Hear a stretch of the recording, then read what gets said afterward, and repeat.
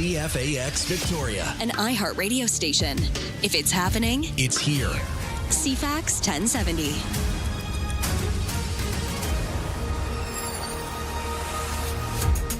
Good morning at 6 o'clock on Thursday, June the 4th. Looking at a mix of sun and cloud today. Highs eventually to hit 18. It's 12 right now. Now let's get to the 6 o'clock news with Lisa Best. Thank you and good morning. Courtney Alberni MP Gord Johns continues to lobby for mental health reform. He introduced a private member's bill in the House of Commons yesterday called the Mental Health Parity Act. The Mental Health Parity Act proposes a framework for the federal government to partner with provinces and territories to provide public coverage for community-based mental health, addictions, and substance use services. The goal of this bill is to make mental health services accessible to all Canadians through our public healthcare system. John says Canada is facing an affordability crisis at the same time as a mental health crisis, resulting in too many Canadians not being able to access mental health supports when they need them the most.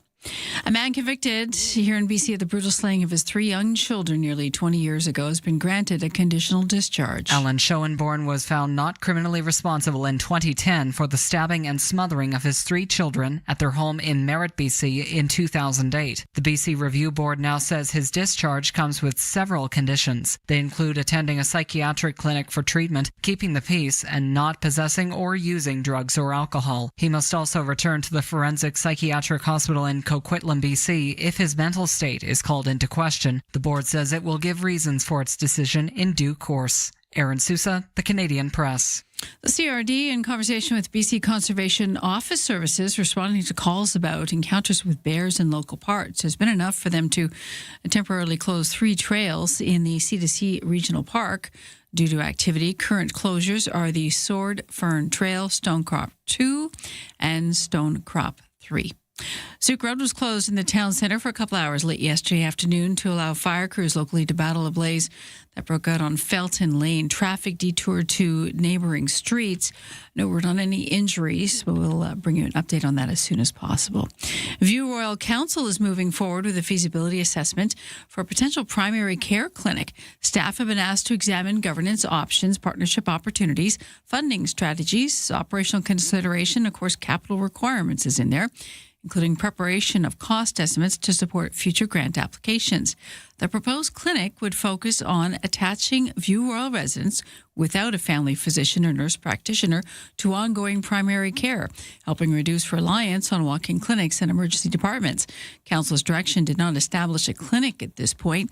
Staff are expected to come up with that feasibility assessment on an accelerated timeline and return with some answers for Council coming this summer. The new leader of the BC Conservative Party is not holding her breath waiting for a phone call for Premier David Eby. Carrie-Lynne Finlay spoke on social media yesterday, making that clear. She says David Eby can call her whatever he likes. She says his desperate labels on highlights the failures of the NDP government. She says record debt, out of control crime, and collapsing healthcare, just to name a few. She says her focus remains on solutions for the province. Prime Minister Mark Carney expected to announce a federal government strategy on artificial intelligence today. Carney is slated to tour an artificial intelligence institute in Toronto and meet with researchers as he unfurls the blueprint. The strategy comes as governments, businesses, and civil society all navigate the rapid development of machine learning and tools that can process information almost instantly with varying degrees of accuracy. Artificial Intelligence Minister Evan Solomon said this week his government's new strategy will look to build trust in AI, empower workers, and help build Canada.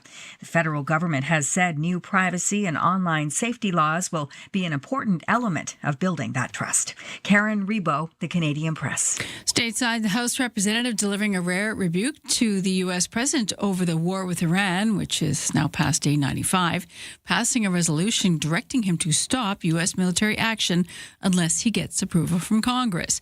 Rachel Scott has details. 4 Republicans joining Democrats to support a war powers resolution requiring the president to withdraw U.S. forces in Iran unless Congress approves military action. While the measure is an uphill battle, it's a sign of the growing fractures within the president's own party over his handling of the war. That's your CFAX News 6:05.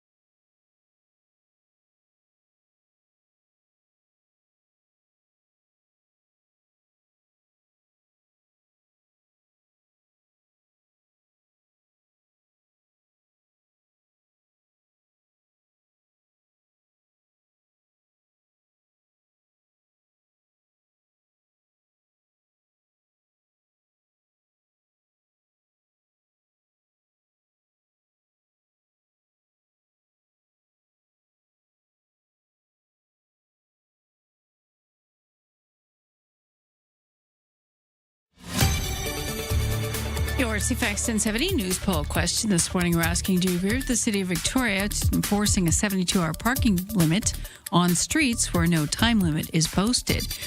Two-thirds, 62% saying no. You can vote at cfax1070.com, also on the iHeartRadio app.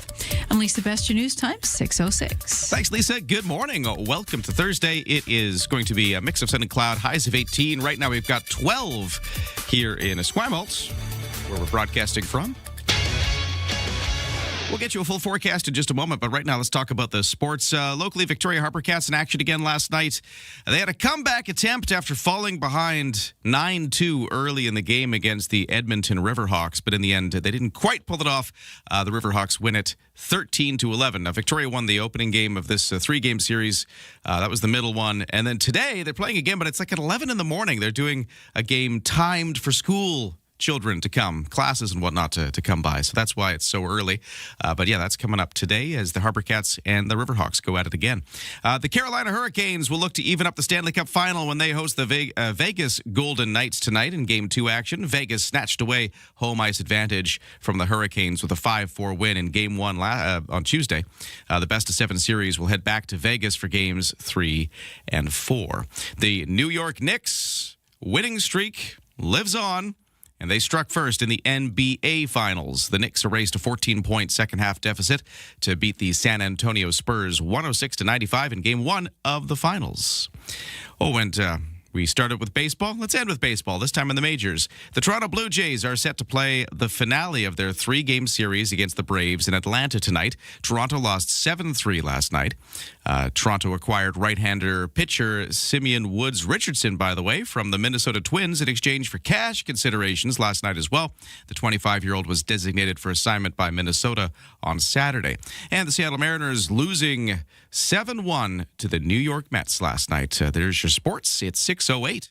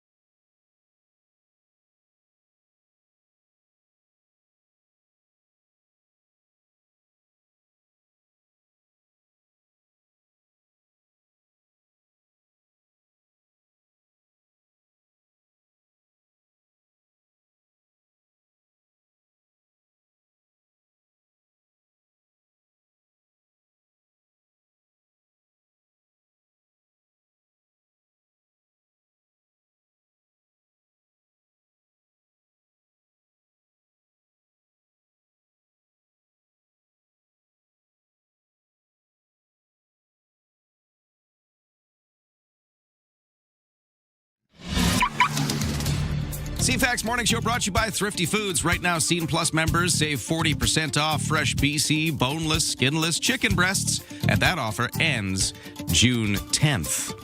Taking a look at traffic and weather on the roads, things are pretty typical. I think folks in Souk know this, but as you heard in the news, Souk Road open again after there was some delays because of that house fire that took place yesterday. But yeah, the Souk Road is moving again.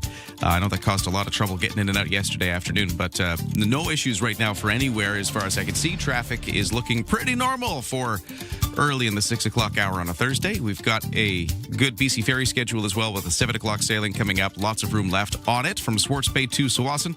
And in the weather forecast, mix of sun and cloud today. Highs of 18 degrees, a little breezy by the Wantafuka Strait and feeling a bit cooler if that's where you are. Tonight, clouding over, lows down to 10. Tomorrow, mix of sun and cloud through the day, but we've got a chance of showers. Right now, it looks like the chance of showers is going to show up kind of later in the morning and into the afternoon. Saturday, got a chance of showers as well, but there's going to be some sunny moments as well. Sunday looks sunny, for instance, for the day, but then it could get wet later into Sunday. So kind of coming and going. Sunny breaks, then rainy patches. And next week, as we look way ahead into our long-range forecast, it does look like it stays fairly overcast. Gets a little rainy at times, a little cooler. So that's what next week is looking like compared to this week. Well, the opening bells for North American stock markets won't be ringing until later this hour, so let's take a look at how yesterday closed with Aaron Sousa. Markets on both sides of the border slipped yesterday. Toronto's S&P TSX dropped by 367 to 34,801. In New York, the Dow fell by 620 and the Nasdaq lost 239. Asian markets this morning weren't much better. In Tokyo, the Nikkei dipped nearly 1,000 points. The Hang Seng in Hong Kong slid by 379. Our dollar is trading this morning at 71 and 83 cents US. Prime Minister Mark Carney is today set to announce Ottawa's AI strategy. He'll tour an AI institute in Toronto and meet researchers. The strategy looks to build trust in AI. Experts say Canada's recent drop in immigration makes the economy look weaker than it really is. RBC economist Nathan Jansen says high immigration helped boost GDP in years past. Prime Minister Mark Carney has said when immigration drops, so too does the GDP. And Ottawa is keeping its support for the steel and aluminum sectors for another year. That includes tariffs and quotas to protect Canadian producers from unfair trade. From the Canadian Press, I'm Aaron Sousa. Thanks for starting your day with us. Ryan and Lisa, mornings on CFAX 1070. Good morning. Welcome to Thursday. How's it going out there as we get into this day? It's looking nice with some sunshine right now, a few clouds, rain maybe tomorrow. But I'm still feeling a little bit sheepish after yesterday. What? Doing the forecast. Hey, it's going to be a mix of sun and cloud today. And then the rain's happening everywhere. Oh, we just don't know. Yeah. It was a weird day yesterday. I'm looking ahead. We've got 5 days, 6 days of rain slated. Yeah, we got rain kind of coming and going, just sort of here and there. So it's kind of where everything weather. Yeah, we're there. Because the wind picked up this morning too. Yeah, it felt much more normal compared to yesterday when we got up and it was muggy and 20 degrees. This felt like Victoria again today. Okay. A little breeze, a little cooler. You're feeling balanced? The balance has returned to the Victoria weather forecast. Ryan is balanced. Texter at 71010 has an early question for us, Lisa. Okay, ready? How is your baseball training going? Well, you know. Because Lisa and I are going to throw the first pitch at the Harper Cats game on Friday, tomorrow. I need to get it across the plate. So that's what I was told by Coach Steve. Yes, that's the answer to your question. We practiced with Coach Steve. That's Sports Guy Steve. Was out with us yesterday. He's giving coming us up later pointers on the show, by the way. Yeah, he's going to tell us. he's gonna share some of his baseball wisdom with us to help us out later on in the program. But I you know what? What? I'm going to give a glowing review to Lisa. Oh, you were getting it all because we went to a baseball field. Yes, you were standing on the mound. Yes, I was. You were throwing it at me, kind of where home plate is, and you were getting me every time. Good strong pitches. Well, it made that good sound. You know, the ball smacks the glove. You were making that good sound. You know, before you go to a movie and your friends tell you how great it is. Yeah. And then you get to the film and you're like, it was all right. Yeah. I feel that's what's happening right now. So I was okay. Steve kept moving us back. It was actually good practice because we had to keep moving further and further apart. I didn't know the distance from home base to the pitcher's mound. He did. Yeah, he marked it out. He was taking steps to measure it. Yeah. It was kind of cool actually watching him in action. Oh no, Baseball whisperer. I've just received another update. Uh-oh. Texter at 71010 who was also our boss. Boss man Brad just texts. Awake? He says, evidence of your training will be posted via video today. Stay tuned to the CFAX socials. Oh, dear. So if you're wondering, Texter, how our baseball training is going, you can just see for yourself on the CFAX social media accounts. I think all the young men on the Harper Cats don't fear your job. Yeah. Your day job is secure. But our goal, we'll get it to the plate. That's what we're hoping for. Just got to get it across the plate. Just get it there. Not to first base and not to third. And not in the crowd. Don't. You might want to just keep a watch on the ball, though, when I throw it, just in case it goes awry. We'll be watching. That's Friday at the Harper Cats. I hope you'll come and check us out. It'll be a lot of fun. I'm looking forward to it. Big good game. What's happening in the news, Lisa? Take you to the waters off Vancouver Island. They are reporting that there's 3 more dead gray whales found in BC last month. Federal authorities warned earlier this year that this could be the state of things. The Fisheries Department says the carcasses were discovered in Haida Gwaii between May 18th and the 31st. Now, the department also reported 4 whale deaths within a 10-day period in April, with all of them discovered in the waters off Vancouver Island. Researchers say some of the whales were severely emaciated, saying the lack of adequate food supply in northern feeding grounds last summer may have contributed to their demise. The BC government has extended its pause on new mineral right claims registrations in the northwestern and north central regions. The pause was due to expire yesterday and now has to last until January 31st next year due to the ongoing land use planning with First Nations. The pause applies to new mineral and placer claims. Existing mineral claims are not affected, but registration of new claims for coal licenses will also remain on hold. It's a dark memory today. Chinese authorities intensifying efforts to erase the memory of the 1989 Tiananmen Square crackdown. Police have told victims' families to call off an annual tribute at a Beijing cemetery on this 37th anniversary. Hundreds, possibly thousands, were killed during that military action against pro-democracy protesters. The crackdown was a turning point in China's history, leading to economic liberalization without political reform. In Hong Kong, police have increased security to prevent commemorations. The Tiananmen Mothers Group continues to demand justice and accountability. Amnesty International has criticized the suppression, calling it a heartless act by Chinese authorities. That is your headline news to 6:16. Thank you, Lisa. I've got a couple of strange stories to go over.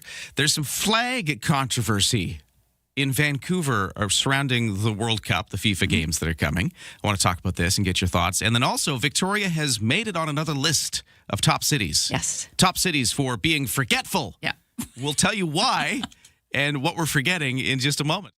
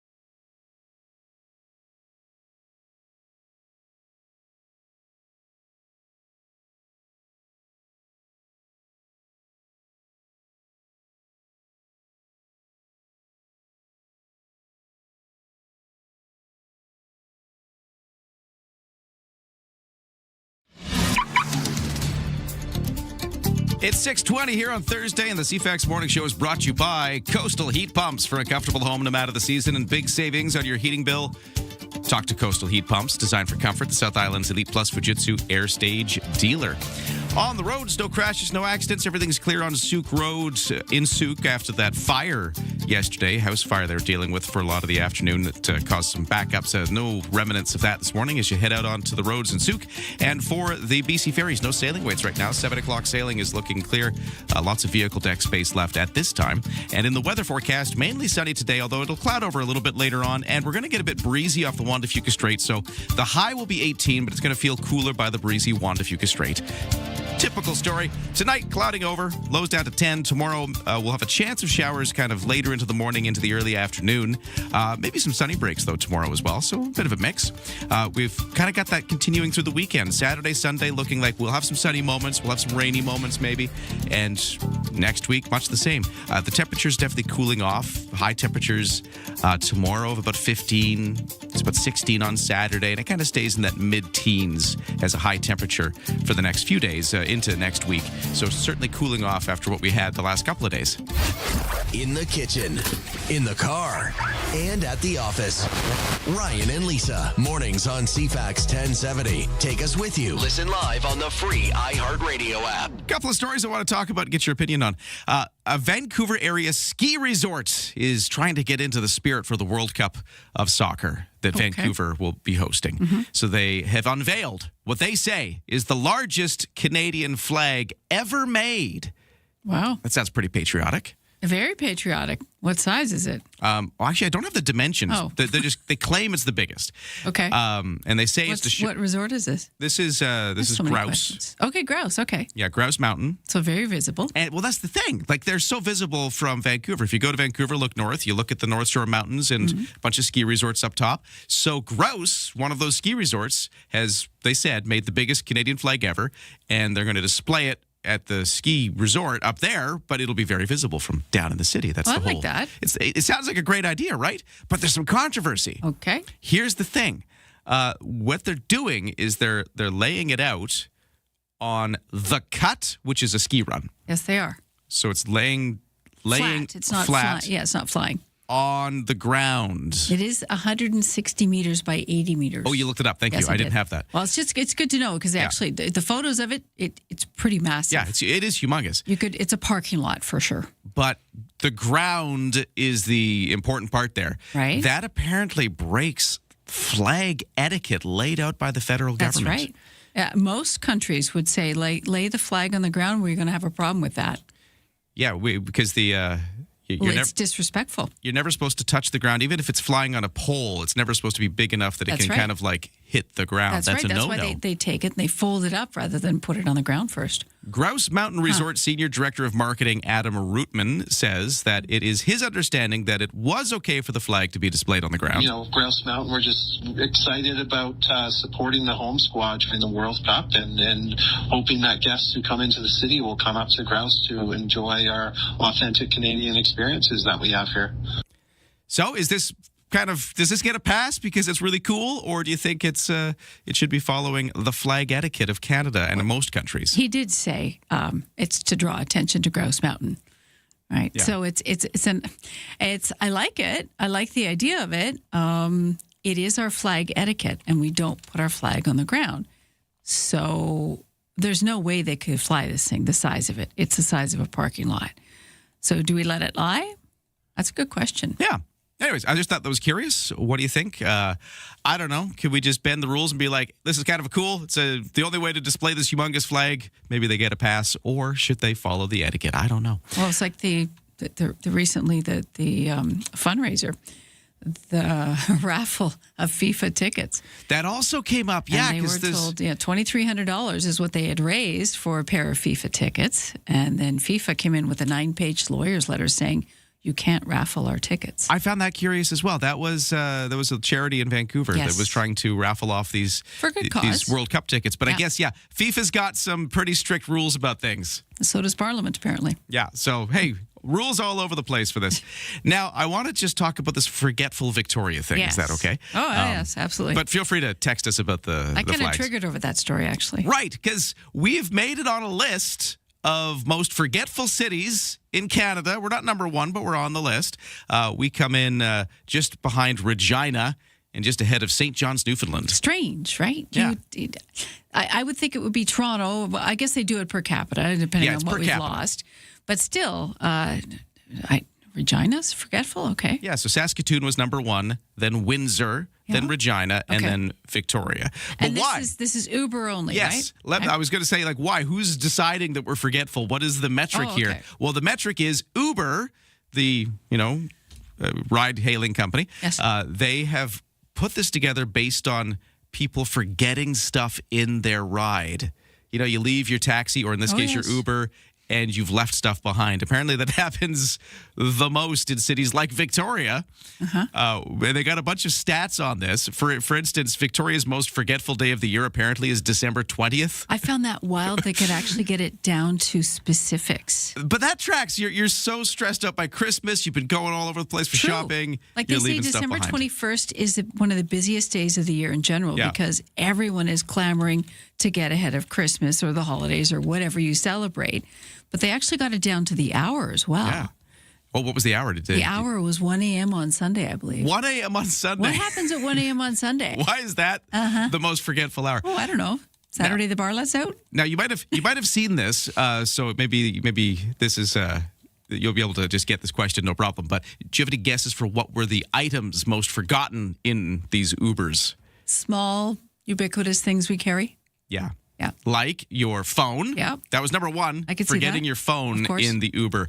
Number two was your wallet or purse. Makes sense. Backpacks, bags, luggage was number three. Was keys in there? Headphones and then keys. Okay. And then glasses, then clothing items, passport on the list. Wow, that's you don't want to forget that. Well, if you're new into town and you're just excited, and I could see passport. Yeah. We have a lot of tourists in town. Yeah. What's the? Tell me, because I triggered over this. What's the biggest thing you've ever left? Like the most important thing you've ever left in a cab or a Uber? Me personally, well, actually, this was not a cab. The only equivalent I have is in a theater, actually. I left my wallet in a theater once. Oh, wow. Which was bizarre. Okay. And I was panicking because mostly I didn't want to have to go cancel my credit cards and go get my driver's license again because all of that stuff was in there. Luckily, somebody turned the wallet in. Nice. So I was able to go and get it. You lost it in the right spot. They took all the money out of it first. No. But they did return the wallet. And you know what? It was like theater? Wait, a movie theater or a theater? Oh, okay. Movie theater. All right. Now, I was okay with this. I was so thankful I got my wallet back and I didn't have to go cancel all the credit cards and stuff that I was just pleased. And I was like, you know what? That person earned the $20 or whatever it was. However, I did stop putting money in my wallet at that point. I've never again put cash in my wallet. Since then? Yeah, since then. So that was a big lesson for you and you stuck with it. Wow. You know what? One last thing on this list. What? The weirdest items that people have left behind in an Uber. This was fun. Okay. What do you think the strangest thing is? I don't know. A 15-pound frozen turkey. Well, see, people have forgotten their children in cars, right? Okay, well, in that case, I guess the turkey is less weird than a kid. So I triggered over this because in a cab years ago, coming back from Mexico, and you know when you go on a hot vacation like that, you get different kinds of alcohol if you choose to buy it. Right. Well, we did. And back then you could bring, well, you still can, a liter across duty free. So we did. We had a liter of alcohol and we put it in the back windowsill and the cabbie drove away. And I didn't get the number and I called, never heard from him again. I'm like, boy, did you get a good tip. Yeah. So ever since then, I hold on to my alcohol in the cab. You don't put money in your wallet, and I make sure I have everything with me. I keep things right beside me, and I make sure I don't put anything small down because I'm very droppy. Yeah. Personally, you got to know your weakness, right? I'm very droppy. And so I know if I stick it, on the flight, you put it in the front little cubby hole. Yeah. Oh, no, don't do that. Don't do that. That's just a recipe for forgetting it. And they even remind you, they're so helpful. Take all of your belongings. Check for things. We still leave things behind. All right, well, there you go. We're the most forgetful, one of the most forgetful cities. What did you leave behind? Tell us, if you're listening, what did you leave behind? We want to know what you left behind, whether it was phone keys or something bigger. Yeah, you can join us at 71010. Right now, we got to take a break. The news is next. From CFAX 1070. Here's what's happening around the island. Victoria Track Classic is June 12th at Centennial Stadium. Details at runsport.ca/Track Classic. Help care for local wildlife and enter to win the Wild Arc Raffle. June 1st through 18th, you can buy your tickets at spca.bc.ca. Get more event info at cfax1070.com. If it's happening, it's here. CFAX 1070.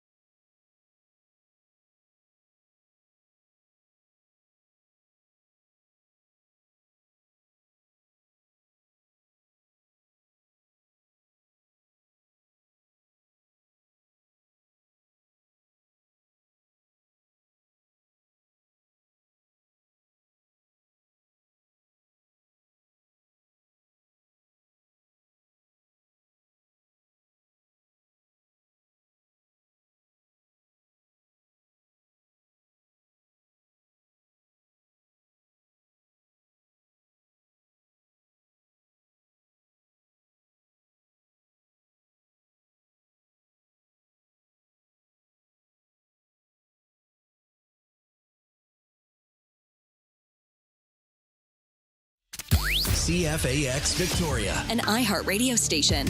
If it's happening, It's here. CFAX 1070.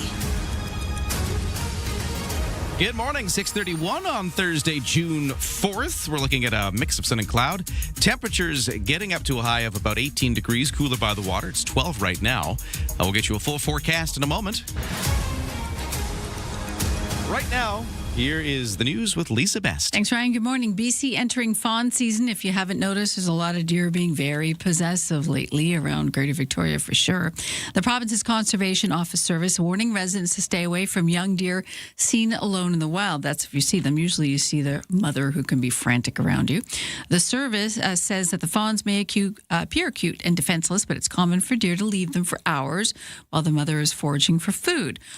They do warn that moving a fawn may result in the animal not being able to reunite with mom, leading to a much higher risk of death. BC's fawning season happens between mid-May and the end of June. Of course, the caveat locally is to watch out for those mothers who are quite possessive with their babies, especially the space around them. Keep your dogs on a leash in areas where there may be deer present, which is pretty much everywhere in Greater Victoria.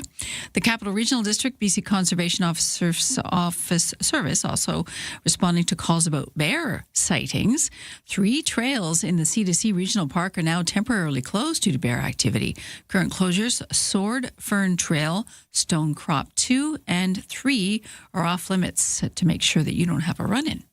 A new study released today by the Canadian Climate Institute suggests Ottawa's energy deal with Alberta will do very little to reduce Canada's emissions. The analysis also says the minimal benefits from the Alberta Memorandum of Understanding aren't enough to offset the prospect of increased oil production. Prime Minister Mark Carney and Alberta Premier Danielle Smith signed off on a deal last month on the province's industrial carbon price. They committed to bring Alberta's market price for carbon credits to $130 per ton by 2040.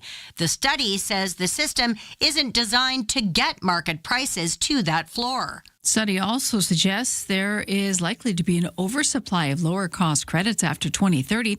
That's because producers can easily outperform their emissions benchmarks until then and build up a credit stockpile. The federal government is directing the CRTC to back down on its recent decision to triple streamers' financial contributions to Canadian content and will instead provide $60 million to the sector. This comes after the Motion Picture Association in the U.S. called on Cabinet to reconsider the current approach, and the U.S. ambassador to Canada called for Canada to rescind the policy. Culture Minister Mark Miller says that the industry is suffering while money for Canadian content is frozen in litigation. We don't agree entirely with the CRTC's decision. I will be directing the CRTC to review that decision, and from now until then we'll be actually assuming that role and making sure that people actually get the money they've been asking for.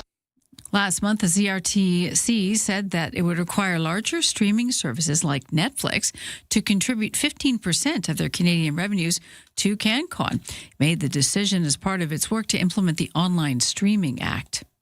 Well, something else to worry about in the fields, like something out of a sci-fi thriller. A 20-kilometer now infested zone has been established around a ranch in far south Texas. Why? It's a pest that can kill livestock that has now reached across the U.S. After watching the northern progression of the New World screwworm through Mexico, veterinarians and ranchers have been anticipating its arrival here. On Wednesday, the larvae of the screwworm fly were found in a calf in Zavala County, Texas. We're obviously approaching this aggressively from every angle possible. Agriculture Secretary Brooke Rollins says the ranch where the discovery was made has been quarantined and a USDA incident command team sent to South Texas. Jim Ryan, ABC News in Dallas-Fort Worth.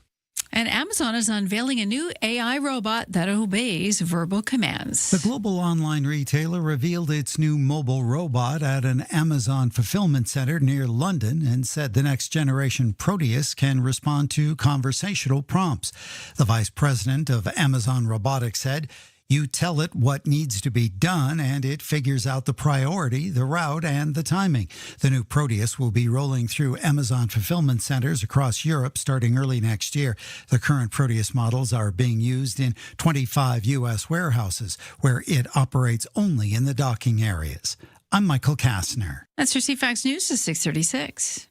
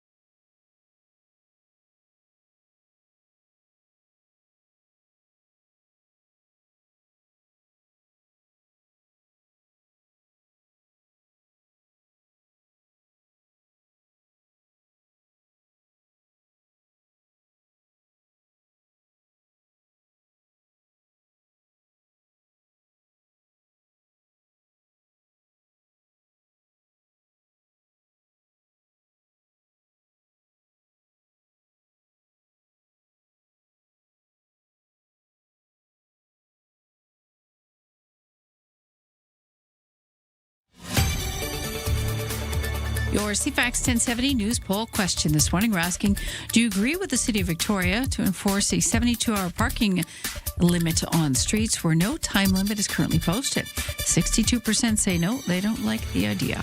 You can vote at cfax1070.com or in the iHeartRadio app. I'm Lisa Best, your news time, 6:37. By the way, we had a texter weighing in on the news poll question saying, Yes. Good morning, Ryan and Lisa. They do agree on the bylaws on parking enforcement. We live in a neighborhood where there is residential parking only, and the parking signs are posted. For some time now, we have vehicles parking on our street from the newly constructed buildings in our area where they have not made enough parking for that building.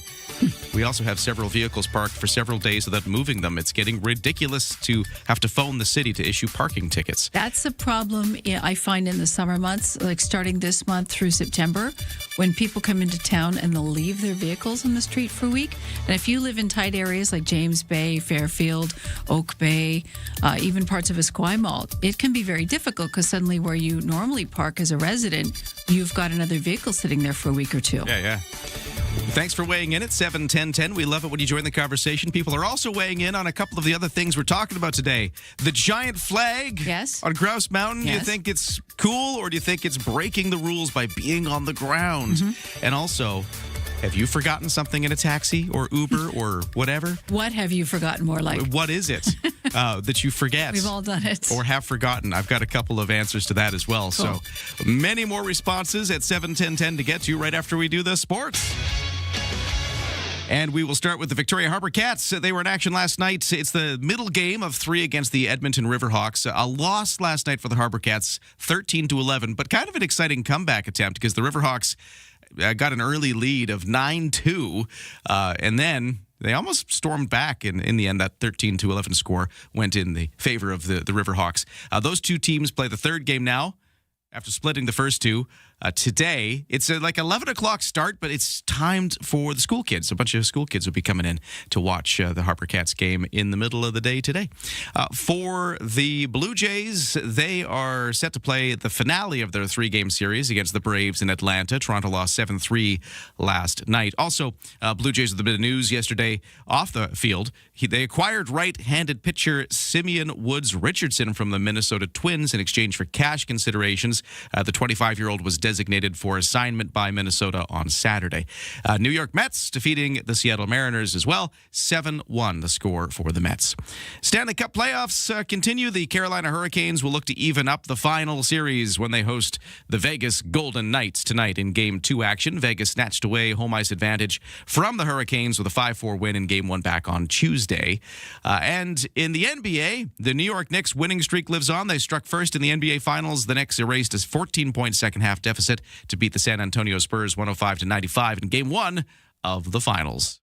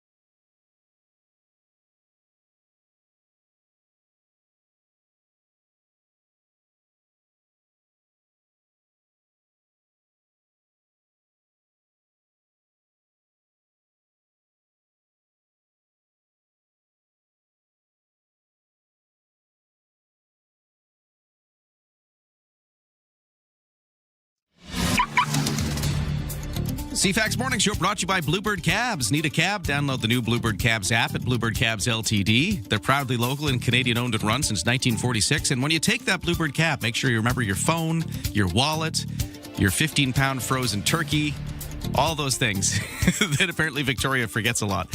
We'll get back to that conversation in just a moment. But first, traffic and weather. What's happening on the roads? Not a lot. In fact, the commute's looking pretty good. I was just taking a look at, say, the West Shore Town Center kind of area of Langford to downtown Victoria. That commute's only taking 25 minutes right now, so that is a very decent time. We're not seeing the full brunt of the West Shore commute backlog building up just yet. It's still fairly good. For the BC Ferries, no sailing waits. For the weather, we're looking at a mainly sunny day, although we will get cloudier by later into the afternoon and into the evening. So mainly sunny to start. Highs of 18, cooler by the water, where we'll get a bit of wind off the Juan de Fuca Strait. Clouding over more so overnight, lows down to 10. And then we get a chance of showers into sort of the late morning, early afternoon tomorrow. Just a chance of showers. There'll be some sunny breaks as well for our Friday. And that's kind of what the weekend looks like. Saturday, Sunday, we'll have some sunny periods, but maybe some rainy periods back and forth. Temperatures into the mid-teens as a high, so a little cooler. That trend is definitely kind of hitting now as we head towards the weekend. Right now, the temperature is 12 degrees at the Victoria International Airport. On the markets, we're still awaiting the first results of the day with the opening bells just ringing for North American stock markets. But I can tell you yesterday, losses in the basic materials sectors and tech sectors weighing down Canada's main stock index. The S&P TSX dropping 367 to 34,801 in New York. The Dow gave back 620. That was 1.2%. To close at 50,687. NASDAQ tumbled 239 to 26,853. Canadian dollar trading this morning overseas at 71.83 cents US, which is down a bit from yesterday. Ryan and Lisa. Mornings on CFAX 1070. Remember, you have us in the palm of your hand. For listeners on the go, listen live on the free iHeartRadio app. Couple things we're talking about at 7:10:10. Thanks for texting in and joining the conversation. This big flag at Grouse Mountain laid out on top of one of the ski runs to celebrate the World Cup coming to Vancouver. All the folks coming in to take in the World Cup games, which starts like really soon. This is So if you fly over it, you're going to see it coming in. Yeah, next weekend this all starts. Not this weekend, but next weekend. 13th. Yeah, exactly. They've put this giant, humongous flag on the ski run, which is cool, but it's touching the ground, which breaks the federal rules around flags. I think it's even oriented the wrong way. It's supposed to be the other way, technically. Okay. What do you think? I didn't know about that, but yeah, that's I guess interesting. there's all these rules about flags. Okay. And that's causing a bit of controversy here. What do you think? At 7:10:10, this texter says, people need to chill out about the flag. I'd rather see it than not. I think that's definitely a take some people have here. This texter As long as says... we're not the 51st state, we're good. Yeah, this texter says, last night on the news, it said the flag is the size of 2 football fields. That's a great way to put it, because we were trying to Yeah, I said describe the massive size. parking lot, but yeah, the football fields, it's huge. Makes sense. Yeah. This texter says, regarding the flag, is the flag an actual fabric flag or is it painted on the ground? No, it's fabric. It's an actual flag, Yeah. which is why there's this controversy surrounding it. So, and then this texter says, it's a nice idea, but let's be honest, it's advertising. Well, that's just it. He even said it in the clip that we aired from the ski resort. Yeah. It'll get people up in Grouse Mountain. Well, maybe. Yeah. They're not there for Grouse Mountain. They're there for FIFA. And I understand the advertising, but do you use our Canadian flag to advertise for your product? Maybe a bad idea. Yeah, so exactly. It could go both ways, and it's interesting to hear your opinion this morning. All right, well, that's the flag. We've also got Victoria being on a list of most forgetful cities. This is because Uber has put out a list of all the things people have forgotten in Ubers. Things like your phone, your wallet, your 15-pound turkey, a kettlebell. You had to stop on that one. Yeah. How do you forget I a know. turkey? Well, so you thought your partner had it or something. Yeah, maybe. Where's the turkey? Somebody apparently forgot 12 pizzas. What? It's also on the list of things people forgot. We want to know. Shade when you got back to that party. What have you forgotten in a cab or something equivalent? We've got a bunch of those responses too. So let's get to that right after, Lisa, you give us the news headlines. What's going on in the world, Lisa? Canada's Natural Resources Minister says when it comes to trade, Canada's forestry sector is a canary in the coal mine and it faces structural challenges that go beyond the Trump-era tariffs. Tim Hodgson in Langford yesterday meeting with the provincial and territorial ministers to unveil $130 million in funding for 56 related projects across the country, all due to trees. He's also released a report suggesting homegrown problems such as unstable access to fiber and lack of domestic demand that's also threatening our industry. That man convicted of brutal slayings of his 3 young children back in 2008 has been granted conditional discharge. The BC Review Board says Alan Schornborn is to attend a psychiatric clinic and return to the Forensic Psychiatric Hospital in Coquitlam if ordered to do so by the board. But he must also report any intimate relationship, be on good behavior, and not possess drugs or weapons. Schornborn was found not criminally responsible in 2010 in the stabbing and smothering deaths of his 3 young children, 5, 8, and 10, at their Merritt home. And Prime Minister Mark Carney is in Toronto today, set to unveil his government strategy on artificial intelligence. Carney will tour an AI facility in the city and meet with researchers before the announcement set for 8 our time. AI Minister Evan Solomon said that this week's Ottawa's new strategy will look to build trust in AI. That's a challenge. Empower workers, and also help build Canada. The government had said new privacy and online safety laws will be an important element of building that trust. Agreed. That's your news to 647. What have you forgotten in a cab or an Uber or wherever it was? We've got this response at 7:10:10. Not something I left, but after a flight back from London on which I'd sat with a nice couple from Denmark, they left. And I dropped something, so stopped to pick it up. I saw their keys on the floor and yelled for the flight attendant. Oh. He said to come with him as I would recognize them. Okay. Picture me trying to run beside him through the airport as he shouted, Danish couple! Danish couple! Any Danish couples here? Seriously? I finally screamed, seatmates in row 58, and the woman stopped and turned around, very grateful when she saw what we had. They likely wouldn't have noticed until they returned to Denmark. We tried to start their car. Wow. That's kind of fun. Have you ever chased anyone out of a store because they forgot something? Yeah, yelling like, ma'am, you forgot your whatever. And you know how you get money back when you do the automatic checkout at the grocery store? Oh, have you forgotten that? No. A gentleman did it at Christmas one year. I think it was December 20th was apparently our most forgetful day of the year. And I'm chasing him with this pile of 20s that he'd taken out as cash back on the machine, and he was so grateful. The look on his face was worth it. I didn't take any money, and he didn't offer any. I didn't want any. The look on his face was worth what I did. So, yeah, return things. What have you left behind in a cab or on a flight? It sounds like is another place where people often will forget something. We'll get back to that in just a moment. But first, we got to take a break. Traffic and weather coming up. And then we've got a whole new show coming up on CFAX 1070 starting tomorrow. This will be Fridays, 9 to 11. And we're going to meet the host of the Graham Richardson Show next.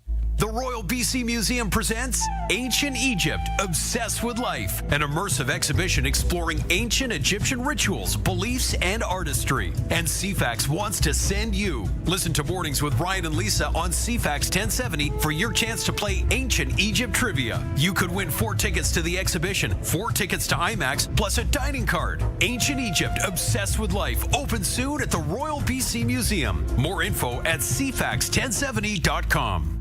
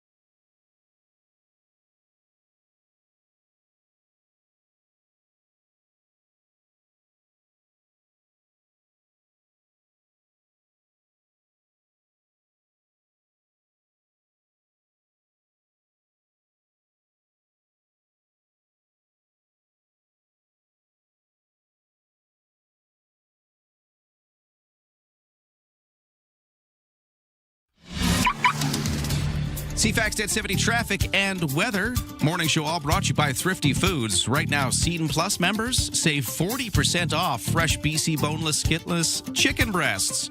The offer ends June 10th, though, at Thrifty Foods.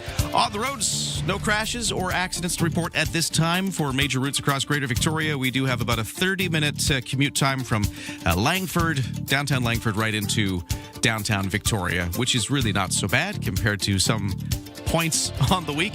For BC Ferries, no sailing waits. 7 o'clock sailing is next from Swartz Bay to Swassen. It's leaving in a few minutes, and there's lots of vehicle deck space left. And for the weather, it is going to be mainly sunny to start, but we're going to cloud over a bit over the course of the day. Highs to 18 degrees, feeling a bit cooler by the water, with some wind picking up off the Wandafuka Strait if you're near there. Tonight, cloudy, lows down to 10, and then tomorrow we get a chance of showers with us, but some sunny breaks too. Ryan and Lisa, mornings on CFAX 1070. Oversleepers, catch all the highlights on the latest audio podcast at CFAX1070.com and on the free iHeartRadio app. Fridays are set to get a fresh new sound right here on CFAX 1070 with the launch of the Graham Richardson Show. It's going to be right between the mornings with Ryan and Lisa here, and then the Adam Sterling Show starting at 11. In between there, on Fridays, you'll be hearing Graham Richardson, who is on the line with us right now to talk all about it. Graham, how you doing? Ryan, great to be here, and I just returned from BC, and it's always great to get out there. And is the weather still fantastic? Are you having a fabulous Thursday? Well, June started off really warm. We had a very warm couple of days. We're starting to get a bit more seasonal now, a little bit more blustery winds and some rains on the horizon. But we could take it, you know? We could use some rain. Yeah. And listen, I have my biggest nightmare. I do my counts, right? I'm fairly forgetful, a bit of a yard sale. I travel a bit. Yeah. And my worst nightmare, arriving back at work here at the Bureau after travel in Ottawa, left my phone in a cab. Okay, so you've done this too, right? Oh, yeah. So, but think about it, right? So I take Uber, a combination of Ubers and cabs, right? And I know Uber is very good with stuff you leave behind, especially a phone or whatever. But like, I had to call on a hard line, their customer service line, because everything I have is in the phone. Yeah. Right? Everything. And they were excellent. The guy came right back. Of course, I tipped him. But man, you think about what's in your phone, and immediately you think, oh, somebody's stolen it or whatever. When you get your phone back, it was. I was relieved, to say the least, because like passwords, all that stuff I forget. Like, you know what I mean? Like, just the amount of time I spend leaning on my phone day to day. Without it, I can't work. I can barely function. So anyway, that's my leave behind story. So you've done it too. Yeah. Uber has released this list. Victoria is like number 5 on the list of most forgetful cities. And the number 1 item apparently Victorians leave behind in their ride is the cell phone, which Graham, you've done as well. Yeah. So let's talk about the show. Friday, tomorrow, we're launching this thing. It's the Graham Richardson Show. Obviously, Vashi Kapelos will be Monday to Thursday. But then on Fridays, it's you. What's this all about? So, look, I'm based in Ottawa, helping to cover Parliament Hill with Vashi as CTV's national bureau chief, right? But by Friday, we've all had a lot. The news is a lot. So the idea behind the show, look, is to take a step back, to focus on smaller things, maybe brighter things. You'll get the big 5 stories that drive the national agenda, the international agenda, right off the top. But we're going to do things like tomorrow, for instance. I know in Vancouver Island, everybody's heard about the grounding of the snowbirds. We broke that story in early May. We're going to be talking to the alumni pilots who are attempting to keep those planes in the air as promised by government until 2030.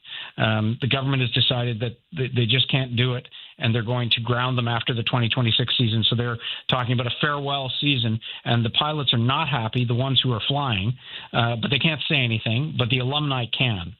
So that's the kind of story that really sort of has always attracted me in my career, something that matters deeply to Canadians, that maybe is not right on Parliament Hill, but is really, really important to Canadians and people can relate to. So those are the kinds of stories we're going to be shooting for. Graham, I worked opposite you for about 10 years in Ottawa. I think we met once. Yeah. What I've always liked about your style is you've always been very inclusive, and human interest rules top for you. So I'm guessing we're going to get a lot of that on Fridays from you.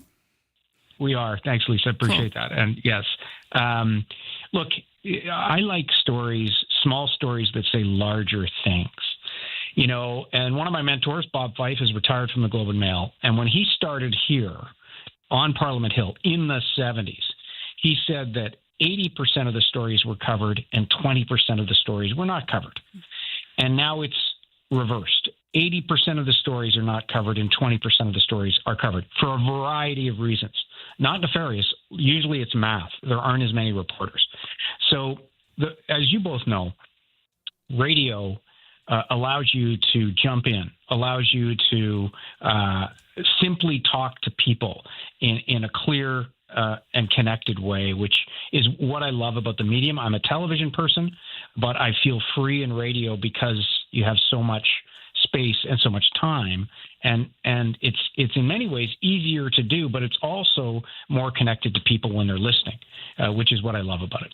Texture at 71010 asks, what time is the show? Well, Texture, I'll tell you, this is starting tomorrow, going to be Fridays, 9 a.m. to 11 a.m., right between the morning show here and Adam Sterling here on CFAX. But this is going to be live going out across the country. You'll be in Ottawa, Graham, but here's another cool thing. You get the text messages from all the stations playing it across the land. So right here at 71010, which is our text machine, if you text 71010 during the show, even though Graham's in Ottawa, he's going to see your text, so you can interact with the show live just like it was right here.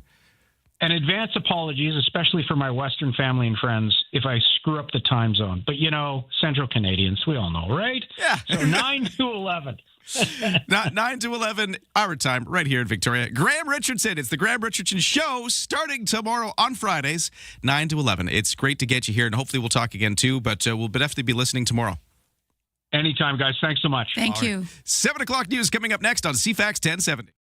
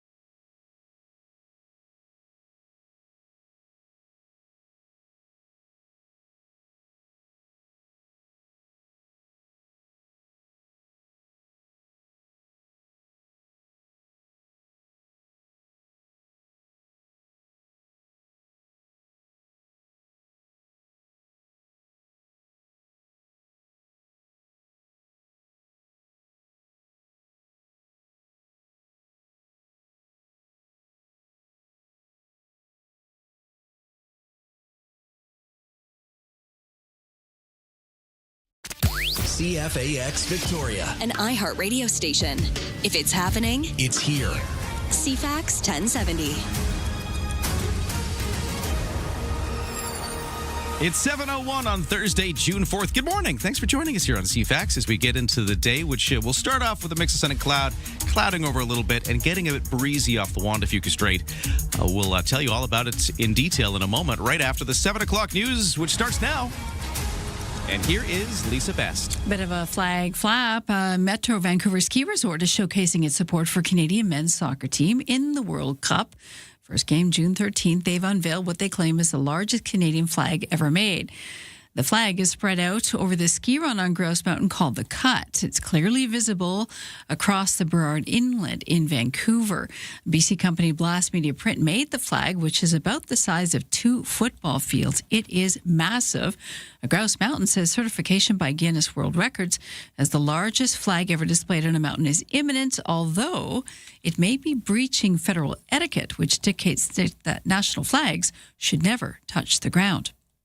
A man convicted in the brutal slaying of his 3 young children in Merritt, BC, nearly 20 years ago, has now been granted a conditional discharge. Alan Schoenborn was found not criminally responsible in 2010 for the stabbing and smothering of his 3 children at their home in Merritt, BC, in 2008. The BC Review Board now says his discharge comes with several conditions. They include attending a psychiatric clinic for treatment, keeping the peace, and not possessing or using drugs or alcohol. He must also return to the Forensic Psychiatric Hospital in Coquitlam, BC, if his mental state is called into question. The board says it will give reasons for its decision in due course. Aaron Sousa, The Canadian Press. Culture Minister Mark Miller says Ottawa is directing the CRTC to back down on its recent decision to triple streamers' financial contributions to CanCon and will instead provide $600 million to the sector. Miller told reporters on Parliament Hill the fact that the U.S. has identified the Online Streaming Act as a trade irritant wasn't the only reason the government asked the CRT to tweak this. It's no secret to anyone that's been paying any attention to this that the USTR has identified these issues as a trade issue. It would be disingenuous to suggest that this is the single issue. The reality is we're impatient to make sure that the sector stays vital and stays supported, and that's why we're making that investment of $600 million into the industry. Under the Broadcasting Act, Cabinet does not have the authority to overturn a specific decision on streamer contributions. It must instead direct the CRTC on how to broadly implement the Online Streaming Act. For the first time, the U.S. House has approved a war powers resolution that would halt the U.S. military action against Iran. Yesterday's action defied the U.S. president as a handful of Republicans joined the Democrats to end the 3-month-long war. House Speaker Mike Johnson had tried to prevent an outcome that would show the mounting opposition to the war 2 weeks ago when he abruptly shut down floor action. The Ebola outbreak in Central Africa is still growing, but the World Health Organization Director General Tedros Adhanom Ghebreyesus says that the response is beginning to catch up. During a briefing yesterday, Ghebreyesus listed some of the challenges that remain, like scaling up testing and cutting back on delays in confirming cases. Contact tracing in the DRC is not yet where it needs to be. Only about 45% of contacts have been followed up, and to get ahead of the outbreak, we need to get that number up to above 90%. Currently, there's no treatment or cure for Ebola. And a new study highlights how your brain works to master certain skills, and it suggests that real multitasking is actually possible. Scientists at Georgetown say there's a way to remodel your brain architecture and use other parts of your brain to enable multitasking. Scientists are using driving as an example, which they say requires full attention at first, but then after it's mastered, people can talk and listen to music without needing full attention to driving. Please ignore that if you're a teenager. Dr. Patrick Cox, the author of the study, says it has implications for critical real-world scenarios, like when a radiologist can accurately classify masses on an X-ray as benign or malignant fairly automatically. I'm Michael Kastner. That's your CFAX News to 7:05.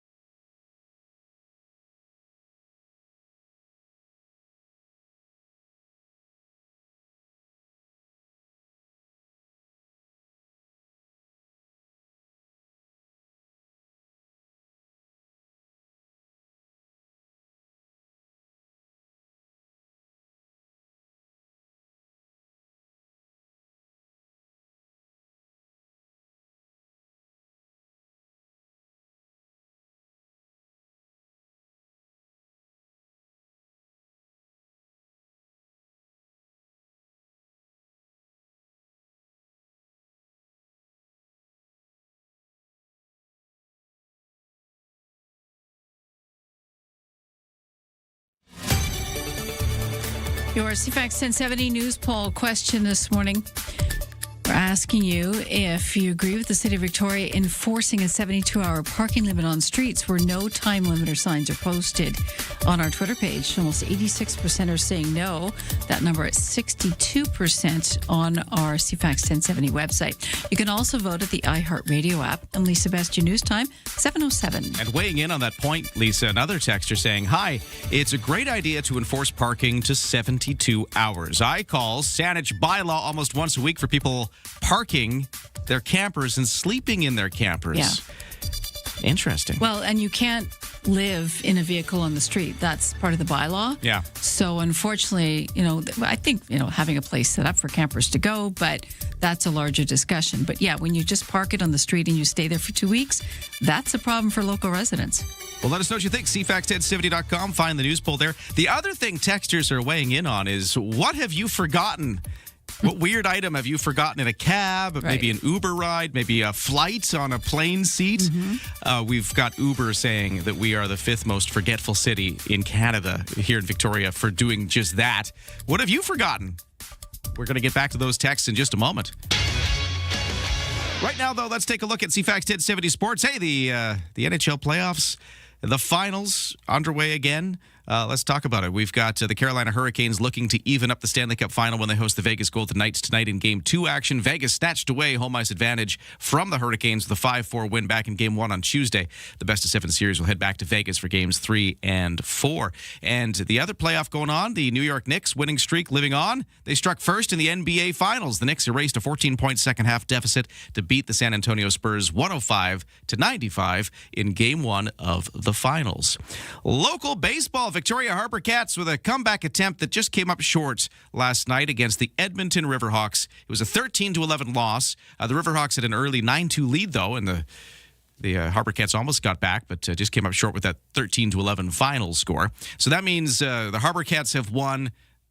The Riverhawks have won. The third game is today. In the day, it's like an 11 o'clock start, so school kids can come.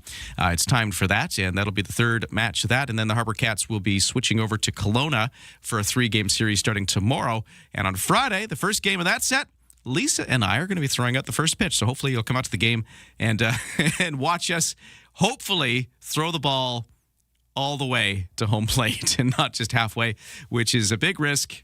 I'm hoping I can get all the way there. Let's see what else is going on. We have in the majors, Toronto Blue Jays with the finale of their 3-game series against the Braves tonight in Atlanta. Toronto lost 7-3 last night. And the New York Mets down Seattle 7-1. That's your sports to 7:09.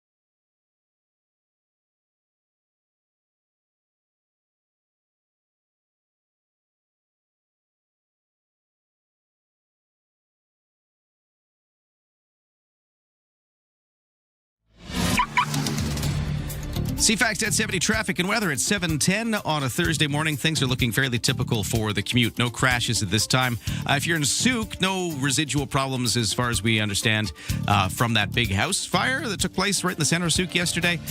The roads are all clear this morning. It was quite the tie-up, though, for the afternoon yesterday. Elsewhere, looking pretty good. In fact, it's lighter than usual volume delays from Langford into downtown Victoria. I'm just thinking about the West Shore. I'm picking on the West Shore Town Center area of Langford as my example this morning. It's taking about 30 minutes to go from there to downtown Victoria. So that's just sort of a sense of how things are, and that's lighter than it can be from the West Shore into downtown. BC Ferries, no sailing waits. And in the weather forecast, we're starting off with some sunshine, a little breeze, though, off the Juan de Fuca Strait. And that's just going to be the picture for today. A little bit breezy, clouding over as the day goes on. Highs hitting 18 degrees, but cooler by the water where the wind's blowing. Tonight, clouding over. We've got a low down to 10. Tomorrow, we might see some sunny breaks, but we've also got a chance of showers. So we could see some scattered showers across Greater Victoria in kind of the later morning into the afternoon hours. That'll be kind of the picture for the weekend. Sometimes some sunny breaks, but sometimes a chance of showers creeping into the forecast with temperatures in about the mid-teens as a high for Saturday and Sunday. All right, let's get a look at how the markets are shaping up early this morning. The S&P TSX has gained 240 points to start the day at 35,042.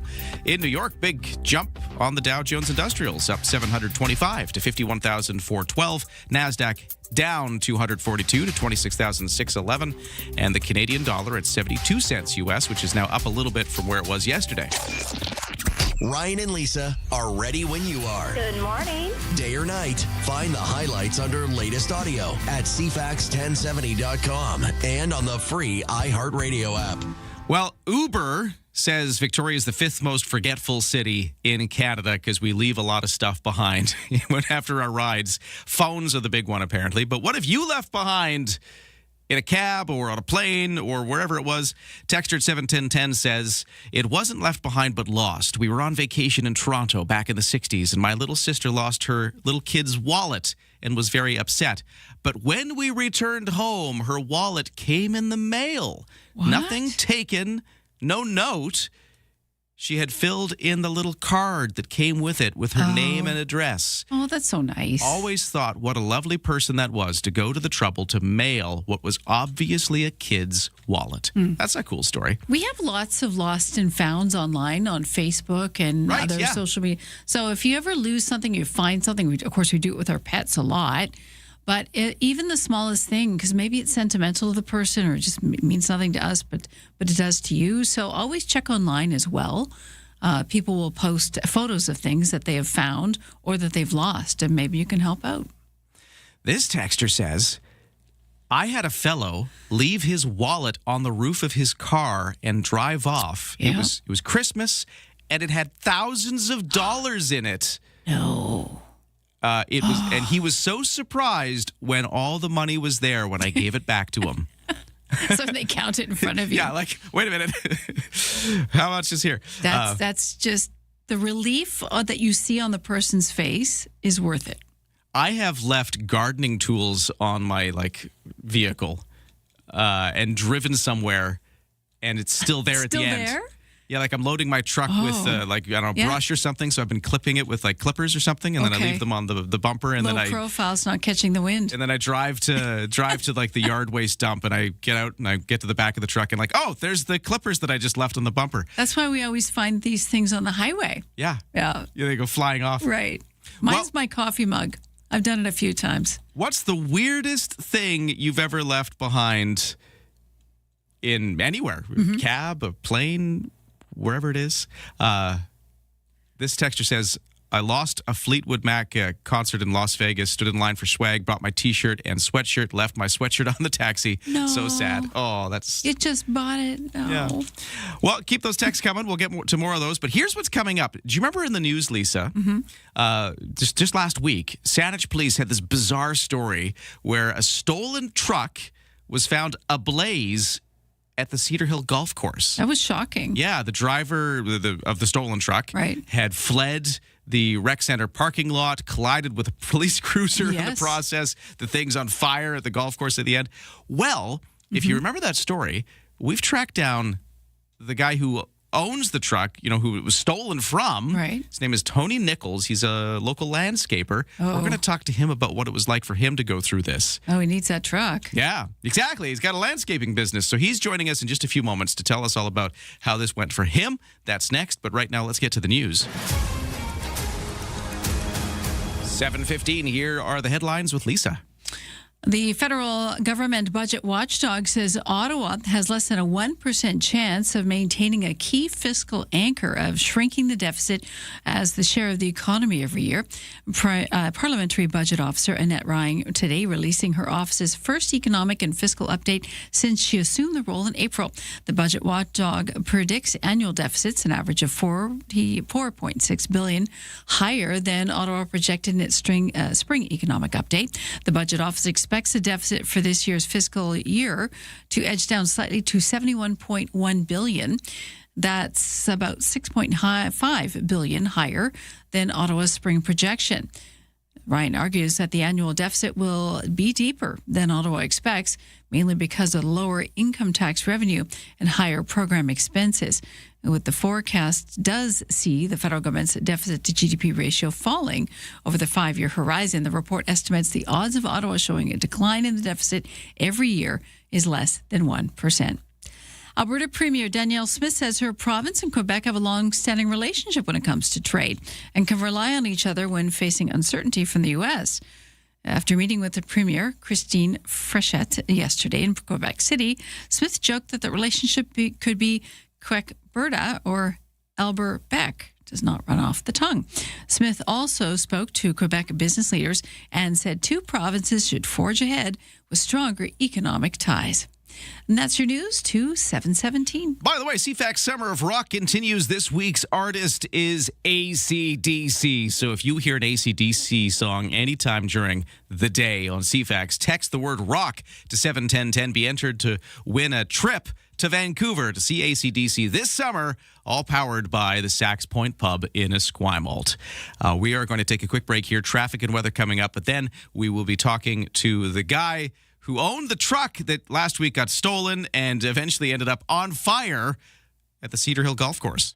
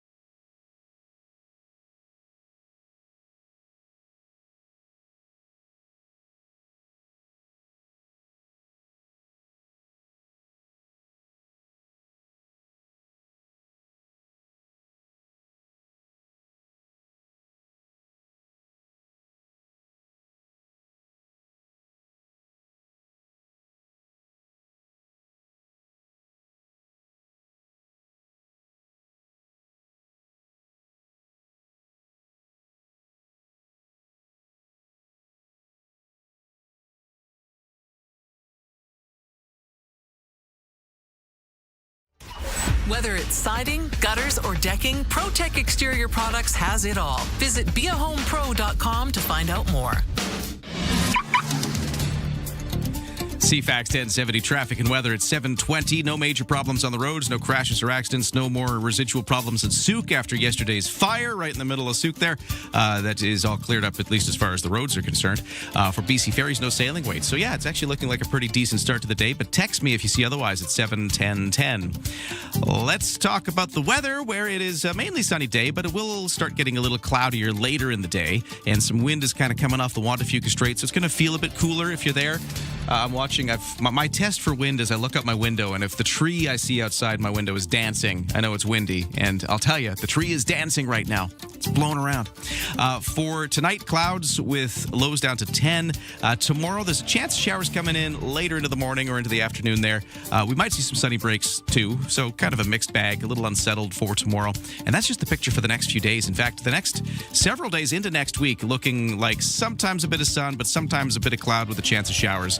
And temperatures definitely cooling down compared to the beginning of this week. So kind of mid-teens is a temperature high for the next few days in Greater Victoria. Right now, at the Victoria International Airport, it is 14 degrees. Ryan and Lisa, mornings on CFAX 1070. Well, let me introduce to you my next guest. His name is Tony Nichols with Tony Nichols Lawn and Gardening. A guy for whom, a pickup truck is an important part of his business, important part of his life. So what a shock when it was stolen and eventually ended up on fire at the Cedar Hill Golf Course after it fled the rec center parking lot, collided with police cruisers. Let's find out what all of this was like to go through for the guy who owns the truck. Tony is on the line with us right now. How you doing, Tony? I'm taking it a day at a time, Ryan. I can imagine, because, if anybody getting their vehicle stolen and burned would be traumatic. But for you, this is not just your transportation. This is your business, right? Correct. Could you tell me what that day was like for you? How did it all unfold? Well, I'll tell you. I had a good day. I mean, obviously, it's my high season, and at the end of the day, at the end of the day, I had an extra job to do near the church where this happened, so I went out in the early evening to do that. And then on the way back, I decided, because I look after our church, which I'm a member of, North Douglas Pentecostal. I stopped by there just to do a little bit of work that needed to be done, and then I was going to call it a long day. And so it was unfolding like so. And then I was doing my usual thing that I do. I've been working there for 10 years. On the landscape area. And, I turned around after doing a bit of blowing. My truck was within my sight, and I saw that it was moving. And I thought, what's going on here? And then I saw somebody in it from about a 50-foot distance, and I thought, they're parked. Somebody's playing a joke on me here and going to park it in the parking spot down there. But he just went straight through the parking spot, over the boulevard and down the road, and I was like, my truck's getting stolen, I think. It didn't seem real, and I ran after it down the road on Jolly Place. I was quite distraught, and and I realized I've got no phone, I got no wallet either. Oh man, everything's in there, my equipment's in there. I can't believe this is happening, and I'm running down the road, very distraught. And some people at the complex heard me. And, obviously wondering what was going on, and offered to phone the police. And, it kind of unfolded from there. And then, the story goes that they pinned my phone that was in the vehicle. And they did finally, as you said, surround him at the Cedar Hill Rec Center, but he wasn't very cooperative and headed out through the golf course. And they thought, okay, great, we could have him, we'll surround it, but he chose to use my equipment and dump gas off it, I guess, and try and burn the evidence, which was, was what happened. And lo and behold, it was a towering inferno the next time I got a call that evening, which, was quite the shock. Tony, we're really sorry for your loss. And I'm under the impression that there was more than just the truck that you lost here. Did you have gear on board? Yeah, well, I had all this equipment. I had like 3 commercial mowers. I had my good stuff on there. So I lost, I had some equipment at home, but I lost, the majority of all my good equipment. So, sad to say. What is something like that worth? Well, I added up all the equipment. It was about $12,000 worth of equipment in the truck, and that went down up too, including my wallet and invoices and stuff, some checks with the customer. It was it was not good. Yeah. Well, are you able to get insurance to cover some of this stuff, or what happens next for you? I mean, I guess in the meantime, you're stuck without your gear to do your work, but will you be able to replace it? Well, a couple of things here. Being an older vehicle and stuff, I was, that I had, I was, my bad here. I didn't have the fire and theft. So that hurts. But my equipment, there was no real policy that fell on that. So, I'm not looking good for any of that. Now, on the upside, I had an older truck at home, a backup truck, I sort of call it, which was getting some work that I was able to put on the road. I'm limping around with that and some gear that I had. I rented some equipment that I needed for the time being, and a blessing has been put in place in that a GoFundMe was put in place by a part-time employee, and some customers have heard the story and been very gracious, and have blessed me with the gifts. So that is such an answer to prayer. So that's kind of where I'm at right now. Well, anybody who wants to find that, by the way, the GoFundMe is, I think, called Tony's Torched Truck. If you look that up on GoFundMe, and if you want to help out, that's where you can go. And sorry, I got one question for you, Tony, just because, again, your truck gets stolen, ends up burning along with your gear at the Cedar Hill Golf Course. But the suspect involved here, the person who did it, was arrested, was found a little later because he fled on foot and was apprehended. What are your thoughts towards this individual, and what do you hope happens to him?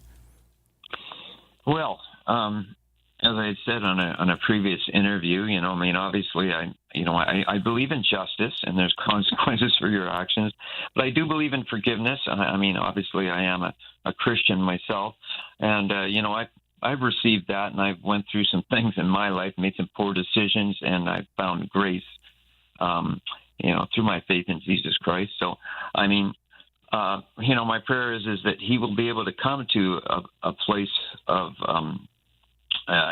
where he finds some peace with God, and get some help like I did, when I went through some difficult times. But, obviously I didn't do what he did, but, that's all I can say right now. I'm obviously going to pray for him that he comes to that place, but there is going to be some consequences, and I hope he learns from those. As I say, yes, that's kind of where I am with that. Oh. The GoFundMe has raised just over $8,000 to date. What do you have to say to the people who've paid it forward for you? I say God bless you and thank you so much. There's a blessing that comes with giving with a heart like that. So, I never expected that people would rise up so graciously, and I work for some great people, and there's some just very kind people out there that have heard this story and responded. So, yeah. Thank you. Well, Tony, thanks so much for telling us the story from your side of things. What a bizarre thing that happened last week again when your truck with all your gardening stuff from your landscaping company got stolen, driven into the Cedar Hill golf course area, eventually onto the golf course where it was set on fire. The suspect arrested afterwards. But we hope you get through this okay, but thank you for telling us the story. Yeah, well, thank you for having me, Ryan and Lisa. Yeah, thank you so much. Well, we'll follow up and see what happens as that story progresses. But right now, we got to get the news in here. So Lisa's got your top stories of the day to 7:30 next. It's also the CFAX Summer of Rock. Stand by. If you hear an AC/DC song, make sure you text ROCK to 71010. Want a junk-free summer? CFAX 1070 has got your back. Enter online for your chance to win a complete summer cleaning service from 1-800-GOT-JUNK. Greater Victoria's trusted professional junk removal team. Old furniture? Goodbye. Broken appliances? Adios. As long as it's liftable and non-hazardous, 1-800-GOT-JUNK will make it disappear. You deserve a junk-free summer. So let's get it out of there. Enter to win today at CFAX1070.com.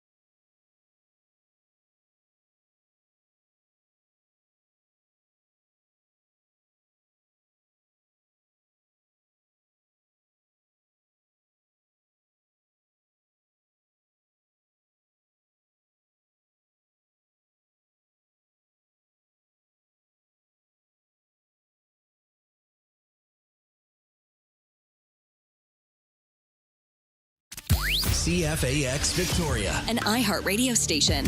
If it's happening, It's here. CFAX 1070.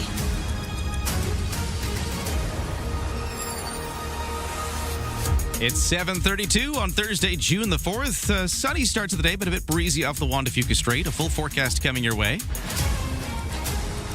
Right now, the news begins, and here is Lisa Best. Could be a strike downtown at a major hotel this weekend. It's at Victoria's most iconic hotel, actually.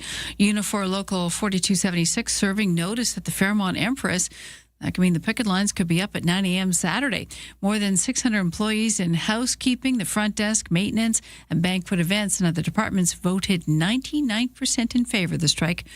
And that was back on April 1st. So now they're looking for fair wages, health benefits for mental health as well, and protections for gratuity earners to protect their tips.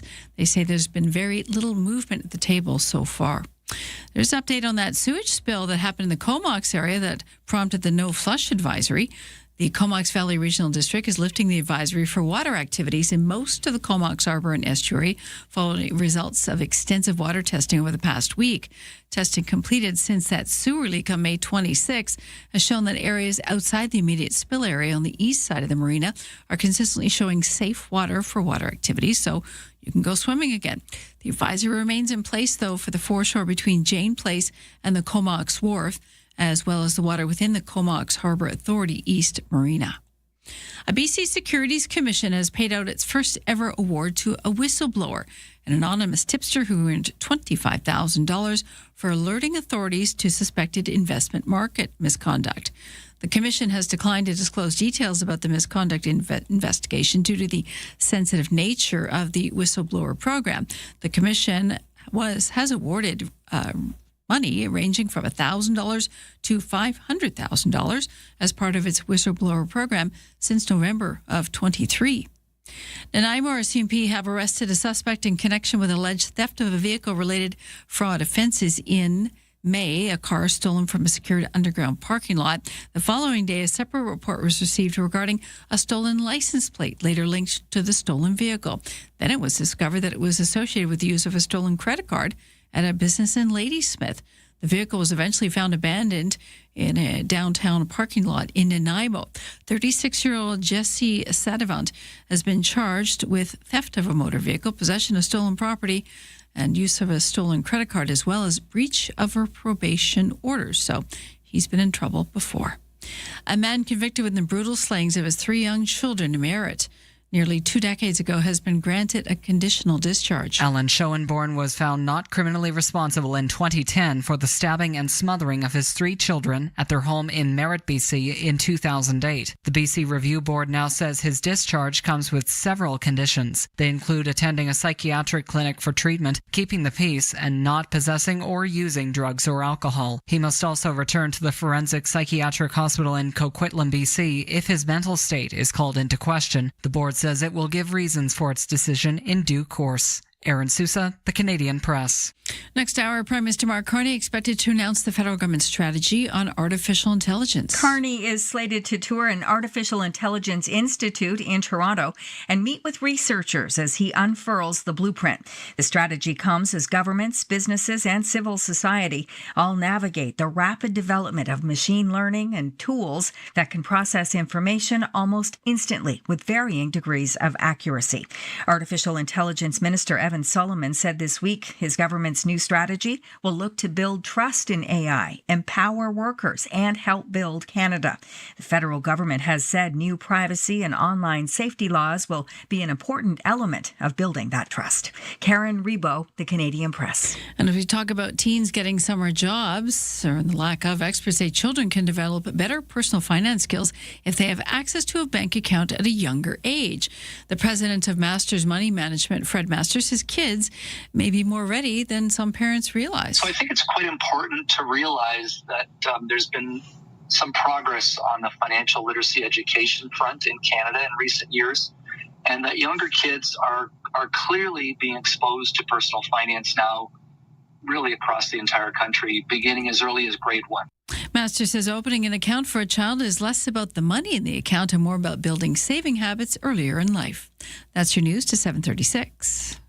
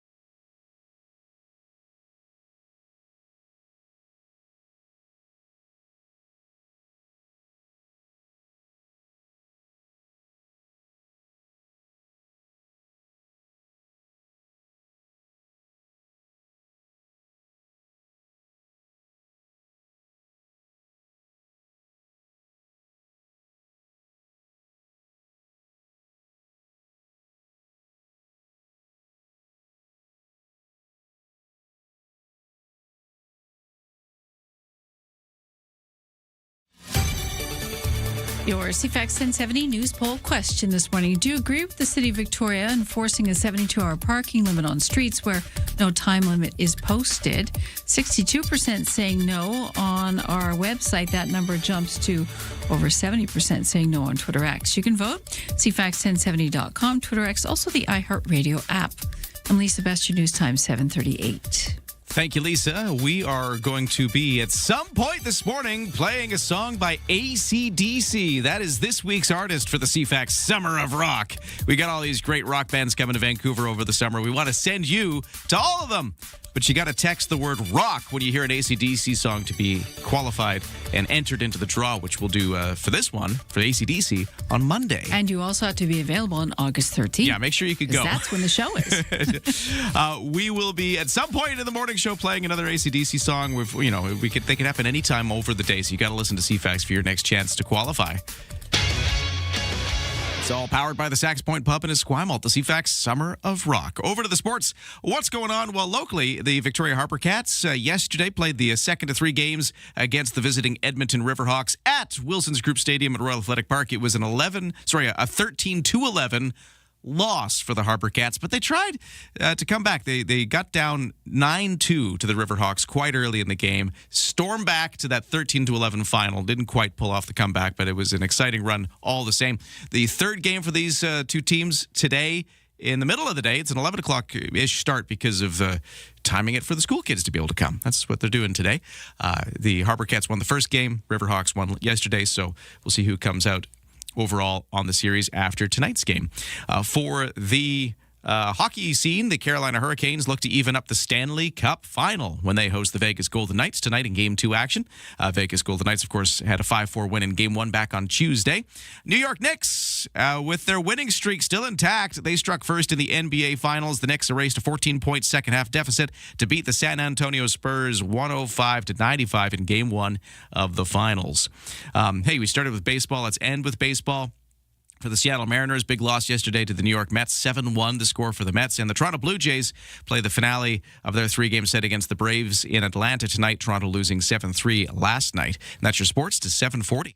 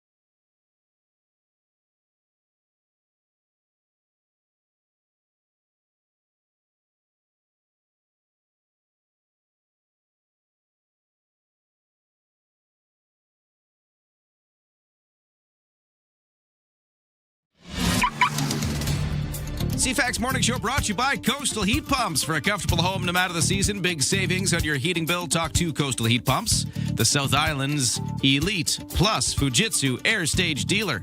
On the roads, no crashes or accidents this time, but do text me at 71010 if you see anything. We have seen the West Shore delays start to build up a little bit. About a 35-minute drive from the West Shore Town Center area, kind of downtown Langford there, or south of downtown Langford there, all the way to downtown Victoria. That's about a 35-minute drive.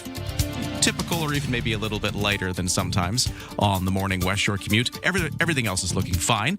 We've got at BC Ferries, no sailing waits. 8 o'clock sailing coming up with room left for vehicle deck space. And in the weather forecast, expect it to be a little cooler than yesterday. We got some sunshine this morning. It'll cloud over a bit over the course of the day. A little wind blowing off the Wandafuka Strait, cooling things off. So an 18-degree high, cooler by the water. Tonight, clouding over more, so lows to 10. Tomorrow, chance of showers into the day, but some sunny breaks as well. We will see that be the pattern for the whole weekend. Clouds and a chance of showers sometimes, some sunny breaks other times. Highs into the mid-teens, so a bit cooler than the last few days, and then that should carry on into next week as well. It's sometimes a bit of rain, sometimes a bit of blue sky. It's going to be just sort of, June. Mix of everything. Unsettled.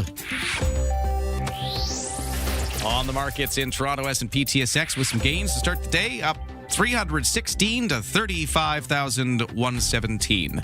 In New York, the Dow is up 753, big gains there, up to 51,440. The Nasdaq is down 172 to 26,681. Canadian dollar at 72 cents US. The best way to start an island morning. Ryan and Lisa on CFAX 1070.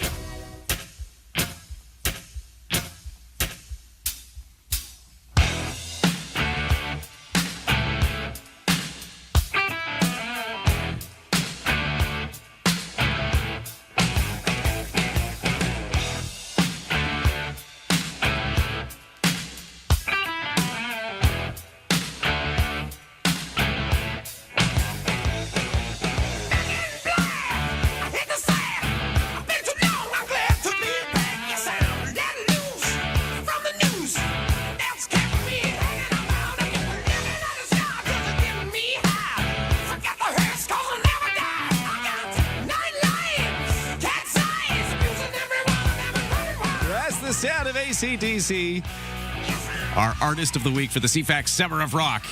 You know what to do. Text message comes in. Rick. Text rock. It's R-O-C-K. The theme is not dying easy. This has been happening. We've been doing weeks of the Summer of Rock, and we always get Rick texts. We're being Rickrolled. So yeah, that's kind of what's happening. Yeah. Text rock. Be entered to win the big prize pack. We're going to make a draw on Monday. It's tickets to see AC/DC coming to Vancouver. It's Helijet flights. It's the Rosedale and Robson Suite Hotel accommodations. We got the whole thing for you. Texter at 71010 says August 13th also is my birthday. What? Ah. You should win just for that reason. There you go. But I'm not in charge. It's you. Well, it's random draw, but good luck to you, Texter. That's the day of the concert, Very and cool. we hope to send you. And another texter says, hey, can you put in an entry every day or more than once? Yeah, text anytime you hear the song, text rock. You can do it as much as you want. Listen as long as you want. Catch as many AC/DC songs as you want.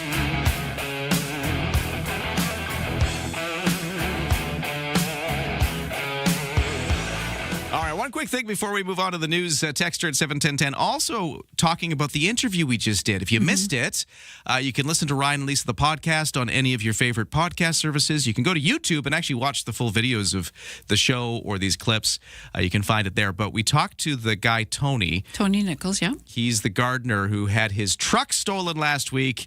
It was driven over to the Cedar Hill Golf Course. There was a bit of a police chase. He burned the truck on the golf course and was eventually arrested. The suspect. We were talking to the guy whose truck was stolen, the Tony. gardener. And this texter says, just tuned into CFAX, and poor man, what a senseless and cruel thing to happen to him. I would love to help, but I missed the GoFundMe info. Could you please repeat it when you have time? And also the texter says, thank you, Ryan and Lisa, for telling these stories and always being there to help people in our community. Well, thank you, texter. The simple answer is to, I think, just search Tony's Torched Truck GoFundMe. That's what it's under on. It's actually Tony's Torch Truck on GoFundMe. Yeah. And the dial's moved a little bit. We're at $82.70 raised. They're looking for $9,000. He did say that total loss was well over $12,000, but he says he's eternally grateful for anything anyone's ever given. He did not set up this GoFundMe. It was actually employees that say he's such a stand-up guy that we want to do something to help him out, because it's a horrible feeling. I guess twofold. You're losing, your livelihood, and you're also the invasiveness of what occurred. He actually saw the guy steal his truck. Yeah, he watched it. He was like, what's going on? Why is somebody in my truck? And then it was like slow motion dawning on him that, oh, my truck's getting stolen. Right. Yeah. But and to end up in the middle of the golf course and torch. So he's lost that. It was an older vehicle. So in dealing with the ICBC, I guess that's the next shoe to drop. But all of this, he is a local landscaper based in Saanich. He's got a small business. As you know, small businesses run very close to the bone. And so anything you can do to help would be much appreciated. He's just so grateful. Oh, that's like the Academy, Yeah. I forgot to thank the director. Sorry. I thought your sentence was over. No. Blame me. But hey, it is news time at 7:47. What's going on, Lisa? 3 more dead gray whales were found in BC last month after federal authorities warned that this year that more deaths may be coming. The Federal Fisheries Department says they discovered in Haida Gwaii between May 18th and 31st a number of carcasses. The department also reported 4 whale deaths within a 10-year period in April, with all of them being discovered off Vancouver Island. Researchers say some of the whales were severely emaciated, saying the lack of adequate food supply in the northern feeding grounds last summer may have contributed to the problem. The BC government extending its pause on new mineral rights claims or registrations in the northwestern and north central regions. The pause is due to expire today. It now will last until January 31st due to ongoing land use planning with First Nations. Existing mineral claims are not affected. Registration of new claims for coal licenses will remain on hold. And Chinese authorities are intensifying efforts to erase the memory of the 1989 Tiananmen Square crackdown. Police have told victims' families to call off the annual tribute planned for a Beijing cemetery on this 37th anniversary. Hundreds, possibly thousands, were killed during the military action against pro-democracy protesters. That is your news to 7:48. Thank you, Lisa. Coming up, Food Banks Canada says more working people and families are increasingly leaning on food banks with little or no help from employment insurance. EI reform in that context is an issue for my next guest, NDP Member of Parliament for Courtenay Alberni, Gord Johns. He's going to be joining us in just a few moments about how he feels about the issue and maybe what EI changes could be made. The CFAX 1070 Summer of Rock. All right. Win a trip to Vancouver and catch a concert from the Sax Point Pub Summer of Rock lineup. Listen to CFAX from 6 till 6. When you hear a clip from our Artist of the Week, text ROCK to 71010 with your first name to win that concert. You'll fly with Helijet and stay at the Rosedale on Robson Suite Hotel. Brought to you by the Sax Point Pub in Esquimalt. Stream us on the iHeartRadio app.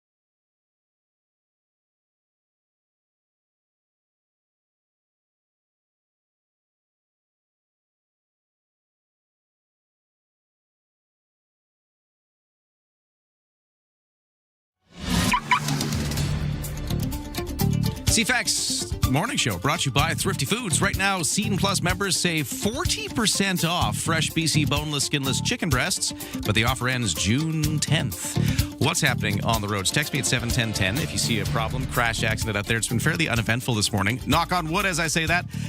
No major issues, no residual problems on Souk Road in Souk after that. Fire yesterday. That tied things up yesterday afternoon, but if you're heading out and wondering, nothing left over. That's cleared up and moving fine this morning. For BC Ferries, Swartz Bay to Swassen, 8 o'clock sailing. Lots of room left as it's leaving in about 10 minutes. And for the weather, it's clouding over eventually, but we got a sunny start to the day. A little breezy off the Juan de Fuca Strait. That's going to stick around. It's going to stay a little windy and a little cooler by the Juan de Fuca Strait. Highs of 18 today, otherwise cooler by the water.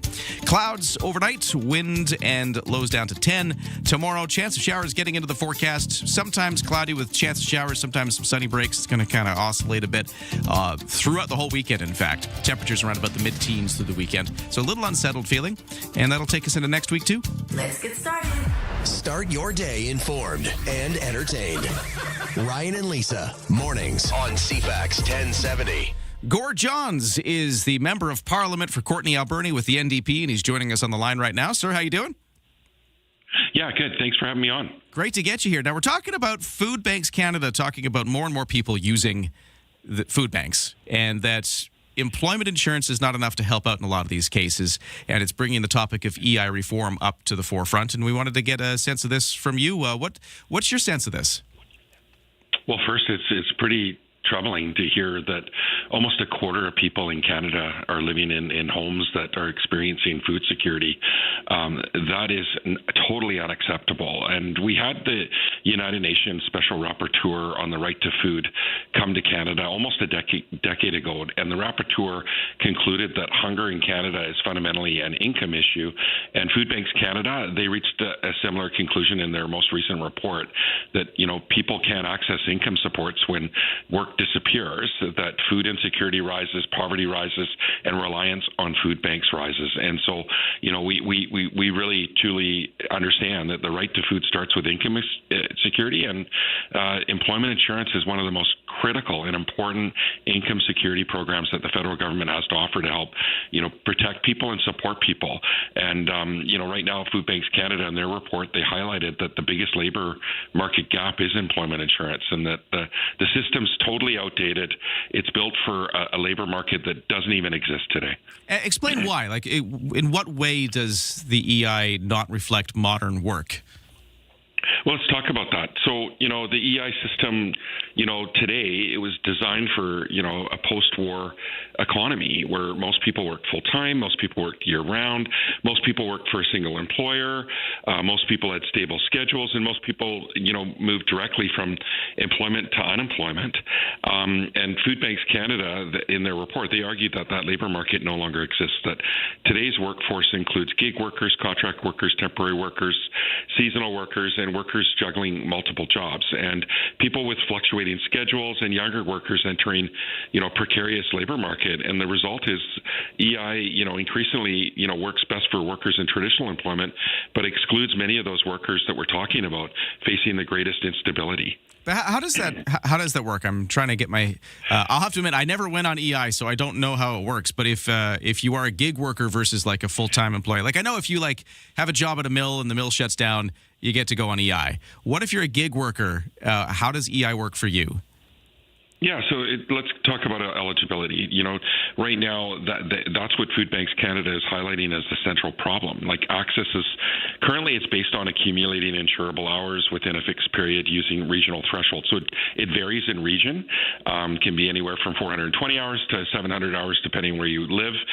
It doesn't really reflect on how Canadians work. So again, back to that irregular kind of work, gig work, part-time work, contract work, frequent transactions kind of between jobs that a lot of people aren't qualifying, or when they do qualify, their EI now is shrinking in terms of what they're getting, in terms of what they're surviving on. So, what we're saying is that, and we see this, when people lose their employment or lose their hours, their income drops, their rent can't be paid, they groceries still have to be bought, they still have to pay their utilities and other things. So, the temporary jobs loss, lands in, people in inequality. So what we want to do is see EI reformed. We want to see EI where there's a stable set income. Right now it's 55% of your insurable earnings. So often that's not enough to keep pace with the cost of living. So, Food Banks Canada is saying, hey, it should be, first, it should be a national 420-hour threshold, and it should be a minimum amount of money that gives people a chance to survive. What would the process of making reforms look like? Yeah, so first it needs to be a willing move by the federal government. We've seen them, raid EI often and the funds that people pay into. But they need to make sure that there's fairness, because all these gig workers, these part-time workers, these people working multiple jobs, they're all contributing right now to EI. And then they're not able to access the benefits that they paid into. So that should be fundamental. There should be fairness.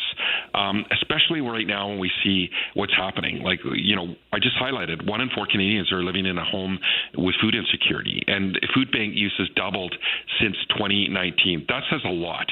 Unemployment, obviously it's elevating. It's getting higher, especially youth unemployment, which is rising sharply. And affordability pressures, they're getting more and more severe as we're seeing the cost of groceries, the cost of, gas at the pump, or when you're at the bank, your bank fees are going up, your telecommunications access to the internet are skyrocketing.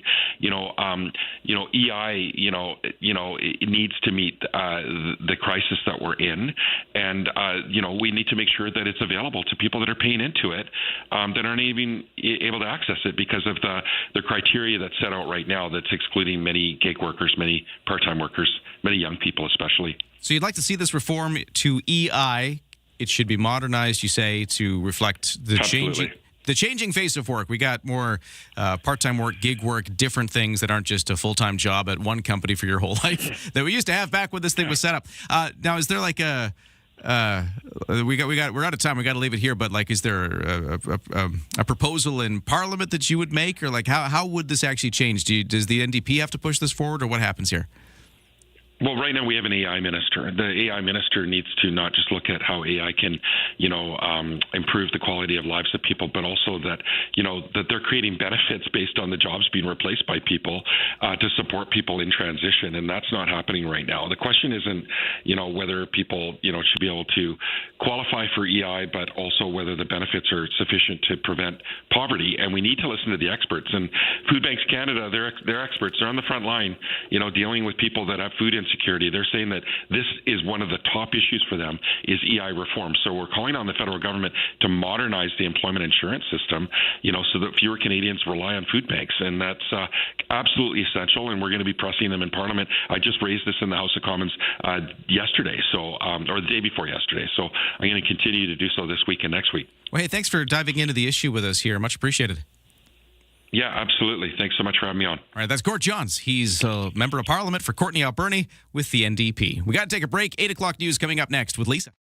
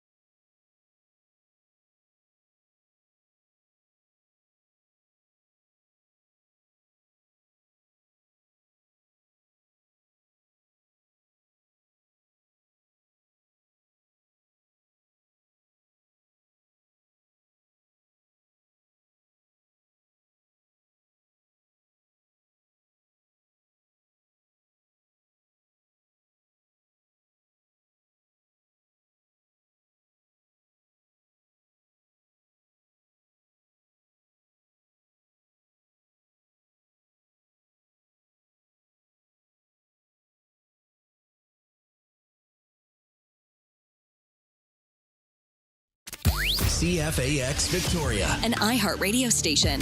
If it's happening, it's here. CFAX 1070.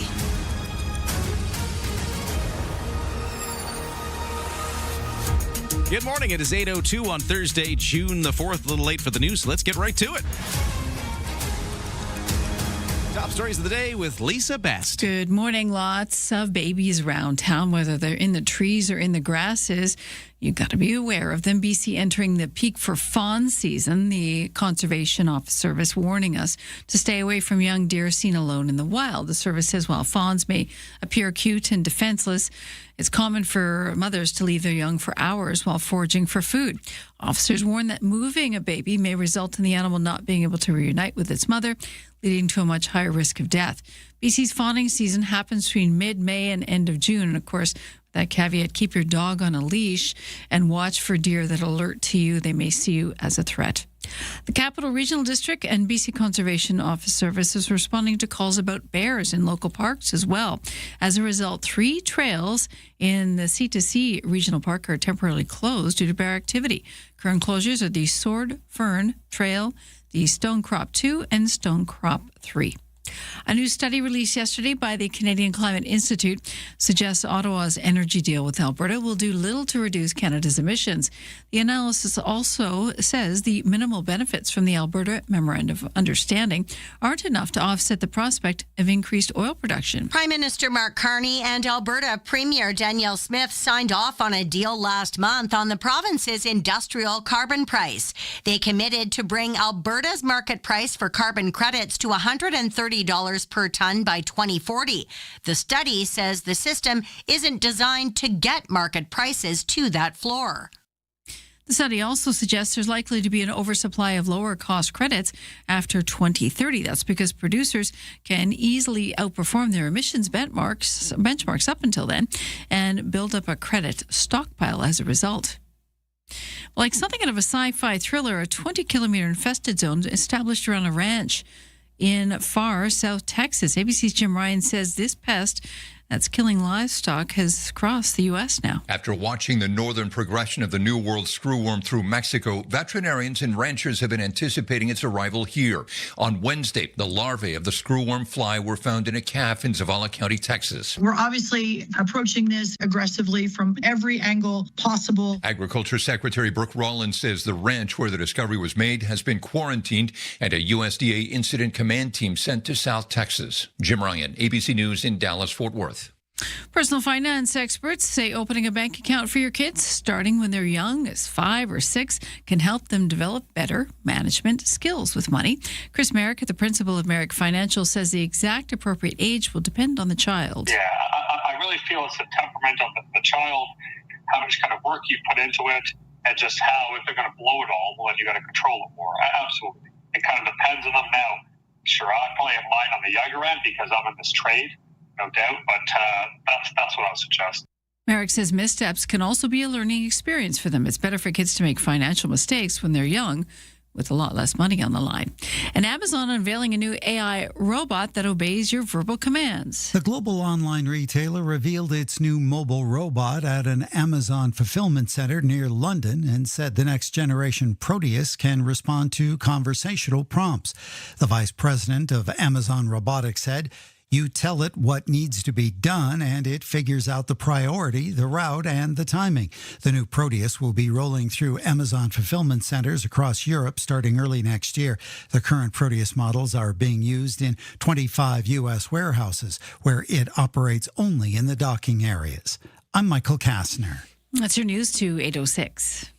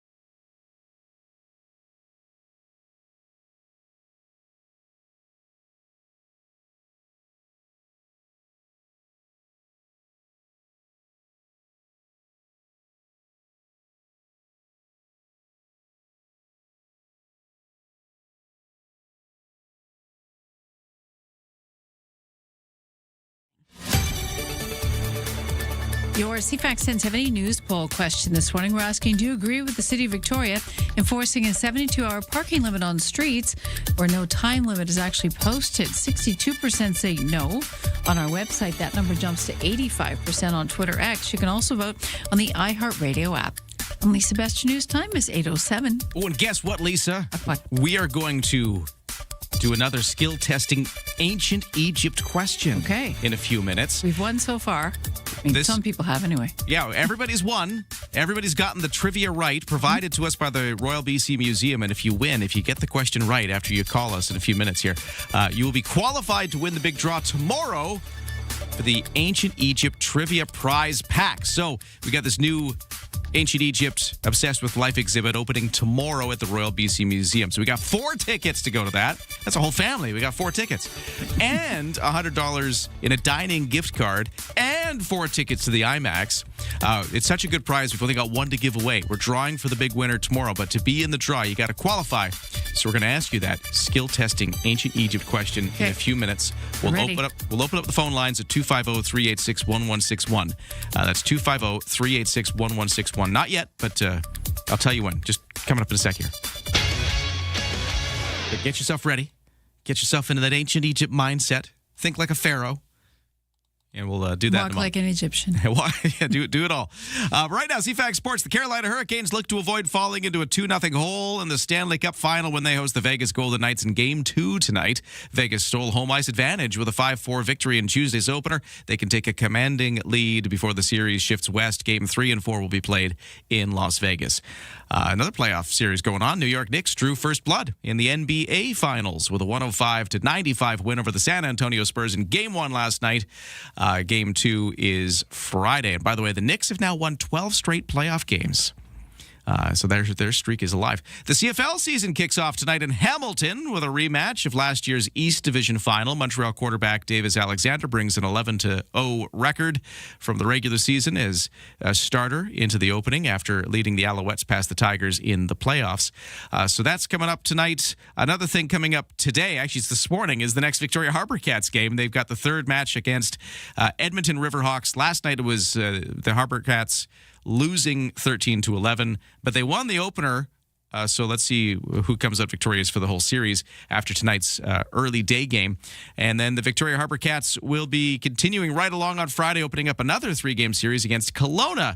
And come and check out the Friday game because Lisa and I will be throwing the first pitch. Later this hour, sports guy Steve joins us with a few tips on how we can not embarrass ourselves in front of the crowd at the Harbour Cats game. Now, let's do this. Let's open up the phone lines at 250-386-1161. We're going to take a random caller. And if you can answer a skill-testing ancient Egypt question, we'll qualify you for the draw for this big prize pack. But if you get it wrong, we're just going to move on to the next caller. So the stakes are high. Coming up next. Want a junk-free summer? CFAX 1070 has got your back. Enter online for your chance to win a complete summer cleaning service from 1-800-GOT-JUNK. Greater Victoria's trusted professional junk removal team. Enter to win today at CFAX1070.com.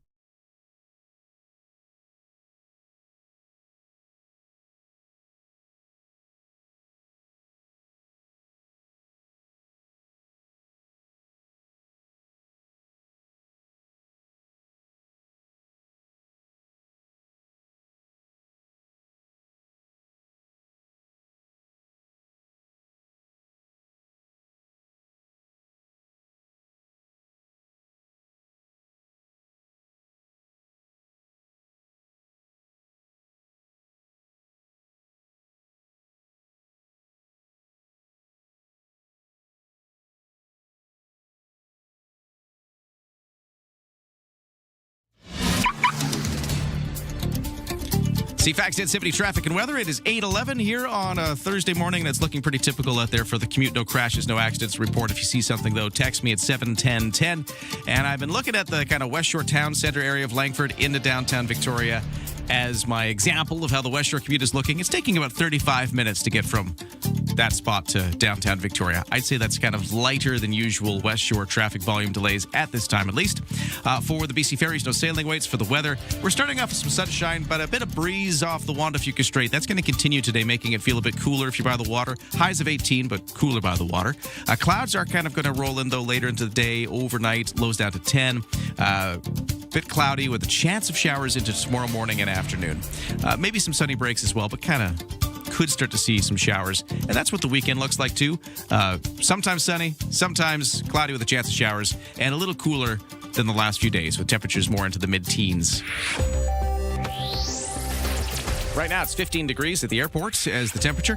For the markets, S&P TSX up 247 to 35,049. The Dow still up 751, making big gains today, and that's been consistent through the morning so far, to 51,438. The Canadian dollar at 72 cents U.S., which is down just a fraction of a cent from yesterday's close. And the barrel of oil, let's talk about that, down $2.93 to $93.09 U.S. a barrel. It's all here. News, weather, traffic, and community events. Ryan and Lisa, mornings on CFAX 1070.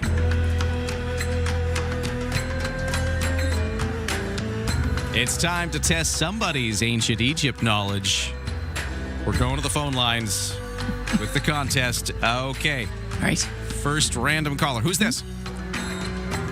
Hello. Hi, this is Julia. Hi, Julia. Julia. Do you know what we're doing here? Do you got a sense of ancient Egypt? I've been listening all week, so yeah, good. It's ancient. Yeah, ancient trivia. We've luckily so far everybody's gotten this right, but you never know. The folks at the Royal BC Museum, they're the ones giving me these questions, so they've probably got some deep knowledge. They could throw some curveballs at us. So let's see what happens here. Are you ready? Aye, aye, aye. Yeah, you never know. Terrifying. Are you ready? Sure. Okay, Julia, let's do this. What famous structures were built as tombs for pharaohs? Oh, those pyramids. That's right. That was a pretty easy one. I like that. I was thinking Nile and all kinds of things that keep going through my mind for the questions that you could ask. So, I know, yeah. Did you beef up on this? Did you do some studying, Julia? No. Okay. No. Just know things. It's been around long enough, yeah. Egypt, yeah. Well, Julia, you are in the draw. You haven't won yet, but we're going to put you in the draw, which we'll do tomorrow. For this Ancient Egypt prize pack, we got 4 tickets to the new exhibit at Royal BC Museum, which opens tomorrow. The $100 dining gift card and the IMAX passes for 4. That's the prize pack. Somebody's winning it tomorrow. Your name is at least in the draw. Hang on the line, though, Julia. We'll talk to you off the air, okay? Thank you. All right, there you go. And I think we're going to do this again tomorrow. Okay. We're going to qualify another potential winner. Yes. And then after that, we'll do the draw. Sounds good. Tomorrow's going to be a huge day. Don't miss it. And tomorrow's the launch of it. Yeah, exactly. You could even go tomorrow. But it's going to stick around for a little while, though. Mm-hmm. It's going to stick around for quite a few months. Till January. You got a lot of time to go see it and use your prize if you win. 8:15 now. What's in the headlines? Here's Lisa. The BC government has extended its pause on new minimal rights claims registrations in the northwestern and north central regions. The pause was due to expire and now lasting till January 31st next year due to ongoing land use planning with First Nations. Existing mineral claims aren't affected, but registration of new claims and coal licenses will remain on hold for the time being. Hotel workers at the Empress could be on strike Saturday morning. Unifor Local 4276 issued the strike notice that affects some 600 different employees in housekeeping, front desk, maintenance, and the like. They voted 99% in favor of a strike in April. They're looking for fair wages, mental health benefits, and protections for tip earners. They say there's been very little movement in discussions so far. And an Imo RCMP have arrested a suspect in connection with alleged theft of a vehicle and related fraud offenses last month. The car stolen from a secured underground parking garage. The next day, a separate report received regarding a stolen license plate linked to a stolen vehicle. It was then discovered that it was associated with the use of a stolen credit card used at a business in Ladysmith. A 36-year-old man arrested and charged. The car eventually found abandoned in a parking lot in downtown Nanaimo. And that's your news to 8:16. Thank you, Lisa. Yeah, just talking to Julia there. It's going to be so exciting to send somebody to this exhibit with another chance to win tomorrow. Right now, though, change of topic. We're going to get into some international issues. We've, of course, been watching so many different things that can affect Canada's economy from afar. There's Russia's war with Ukraine. There's the continuing trade threats out of the United States. This latest tariff threat has come up. The 51st state has been mentioned again. Strait of Hormuz. Yeah, so all this stuff. So how do we navigate all of this international diplomacy? We've got a retired diplomat who lives right here in Victoria. We love getting his opinion on what's going on in the world. Jeremy Kinsman joins us next with his take after the traffic and weather next.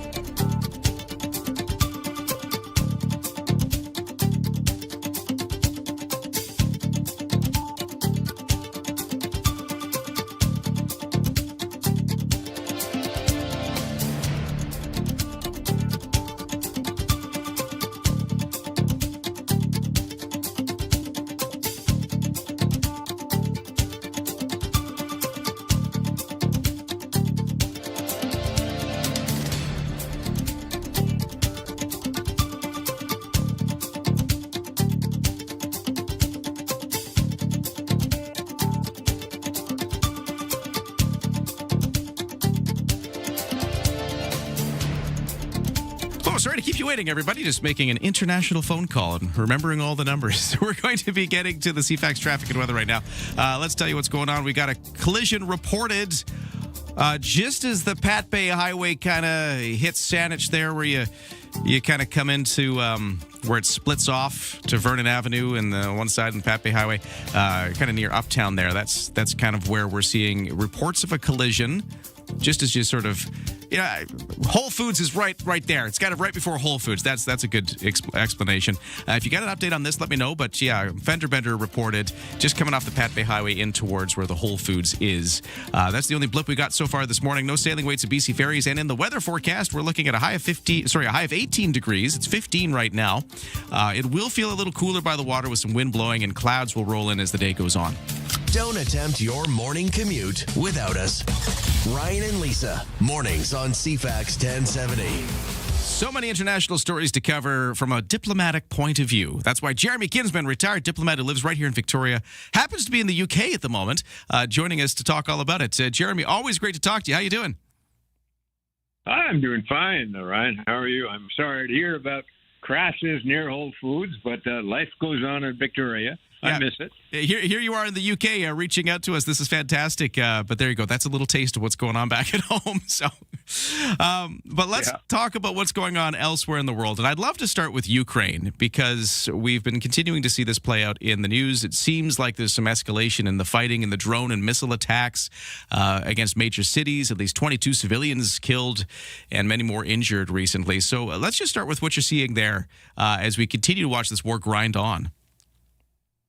Well, we always thought, at least I always thought, Ryan, that the war was going to grind on without anybody being a clear victor. And that is the situation.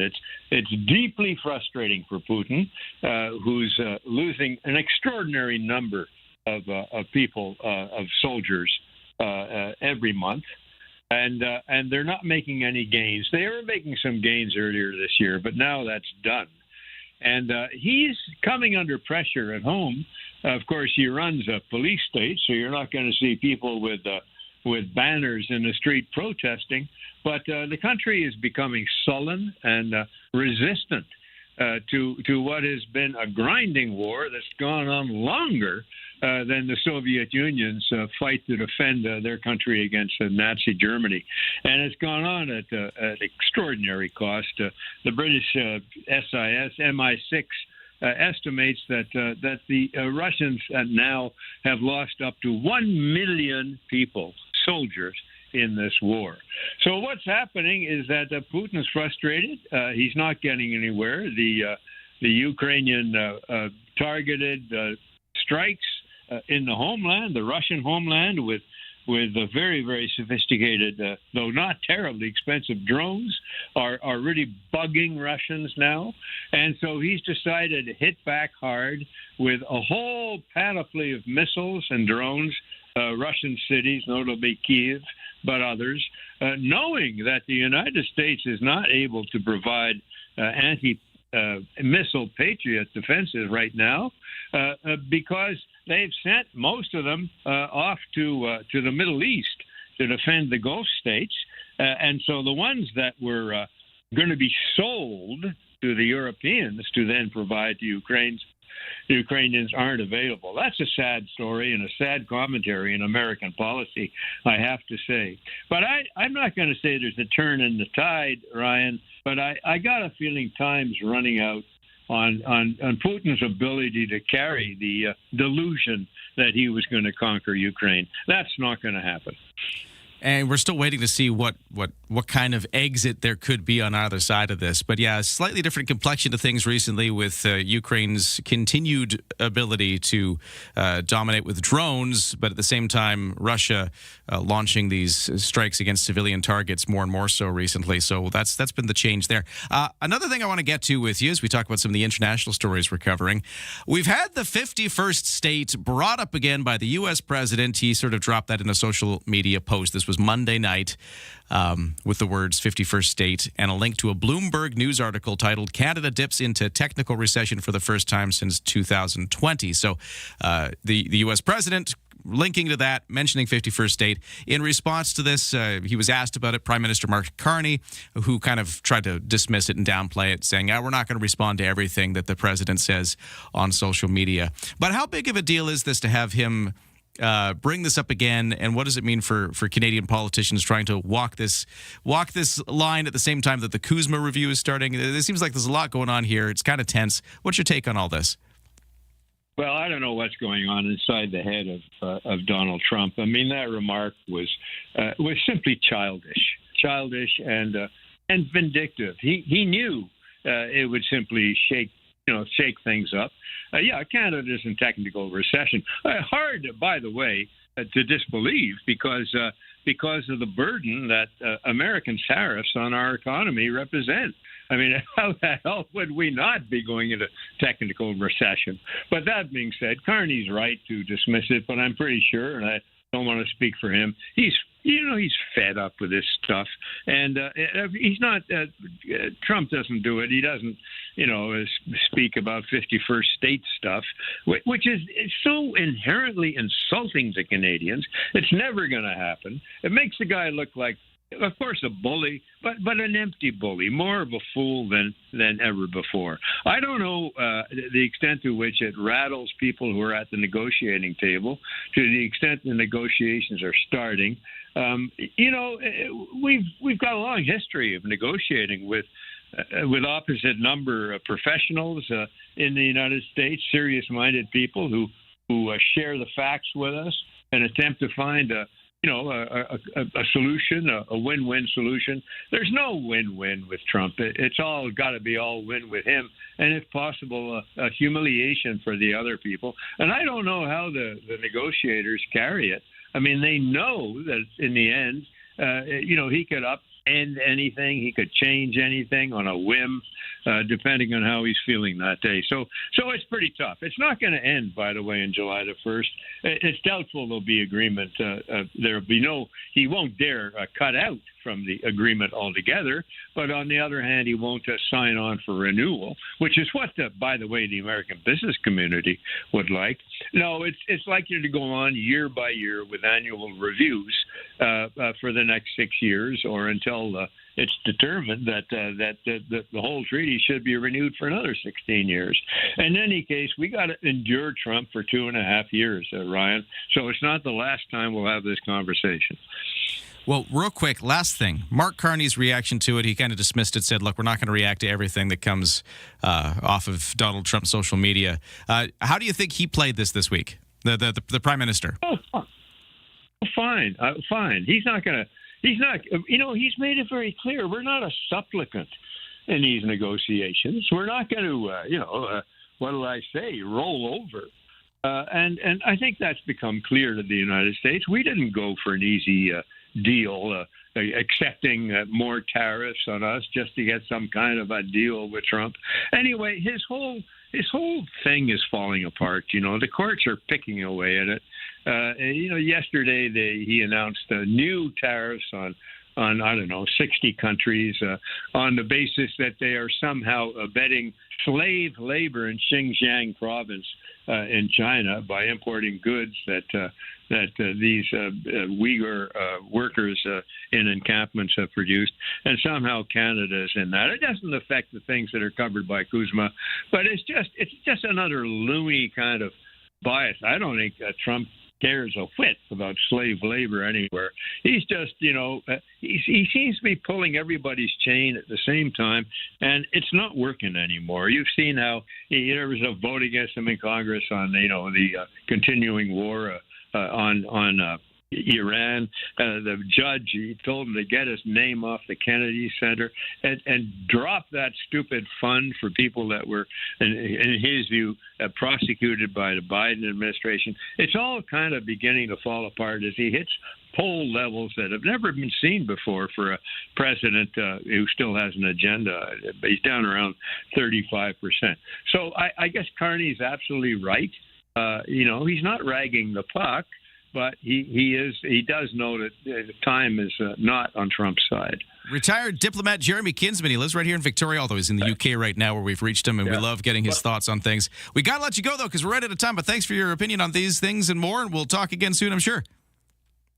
You bet, Ryan. Bye-bye. All right, quick breaks. 8:30 News is next. From CFAX 1070. Here's what's happening around the island.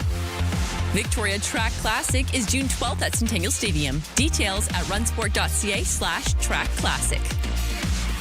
Help care for local wildlife and enter to win the Wild Arc Raffle. June 1st through 18th, you can buy your tickets at spca.bc.ca. Get more event info at cfax1070.com. If it's happening, it's here. CFAX 1070.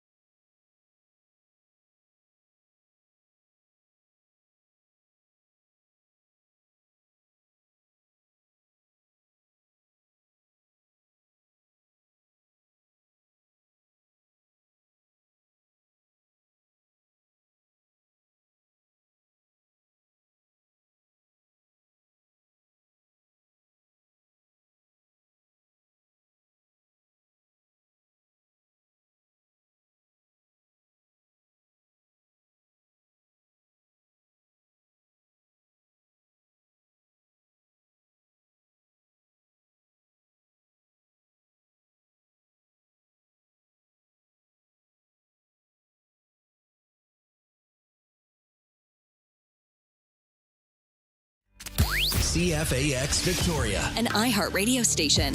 If it's happening, it's here. CFAX 1070. Good morning. It's 8:33 on Thursday, June 4th. Little late for the news. Well, let's get right to it. Here's Lisa Best. Metro Vancouver Ski Resort showcasing its support for men's soccer teams in the World Cup by unveiling what it claims to be the largest Canadian flag ever created. The flag spread out on a ski run at Grouse Mountain called The Cut. It's clearly visible from across Burrard Inlet in Vancouver. It's huge. It's about the size of 2 football fields. Grouse Mountain says the certification by Guinness World Records as the largest flag ever displayed on a mountain is imminent, although it's causing some prickly times in Parliament. That display may breach federal etiquette. It dictates that national flags should never touch the ground. So we'll keep you posted on what comes next. Speaking of Parliament, Louise Arbour met with King Charles at Buckingham Palace in London on Wednesday, days before she's set to be formally appointed as representative in Canada. Arbour will be sworn in as Canada's new Governor-General on Monday during a special ceremony at Rideau Hall in Ottawa. The retired Supreme Court of Canada Justice is succeeding Governor-General Mary Simon, who served in the role since 2021.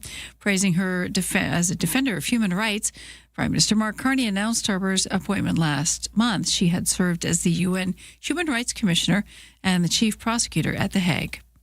A man convicted in the brutal slayings of his 3 young children in Merritt, BC nearly 20 years ago has now been granted a conditional discharge. Alan Schoenborn was found not criminally responsible in 2010 for the stabbing and smothering of his 3 children at their home in Merritt, BC in 2008. The BC Review Board now says his discharge comes with several conditions. They include attending a psychiatric clinic for treatment, keeping the peace, and not possessing or using drugs or alcohol. He must also return to the Forensic Psychiatric Hospital in Coquitlam, BC, if his mental state is called into question. The board says it will give reasons for its decision in due course. Aaron Sousa, The Canadian Press. Culture Minister Mark Miller says Ottawa is directing the CRTC to back down on its recent decision to triple streamers' financial contributions to CanCon. Instead, they'll kick in $600 million to the sector. Miller says that the U.S. has identified the Online Streaming Act as a trade irritant, but that wasn't the only reason the government asked the CRTC to dial it back. It's no secret to anyone that's been paying any attention to this that the USTR has identified these issues as a trade issue. It would be disingenuous to suggest that this is the single issue. The reality is we're impatient to make sure that the sector stays vital and stays supported, and that's why we're making that investment of $600 million into the industry. Under the Broadcasting Act, Cabinet does not have the authority to overturn a specific decision on streamers' contributions. It must instead direct the CRTC how to broadly implement the Online Streaming Act. A new study is highlighting how your brain works to master certain skills. This suggests that real multitasking is actually possible. Scientists at Georgetown say there's a way to remodel your brain architecture and use other parts of your brain to enable multitasking. Scientists are using driving as an example, which they say requires full attention at first, but then after it's mastered, people can talk and listen to music without needing full attention to driving. Please ignore that if you're a teenager.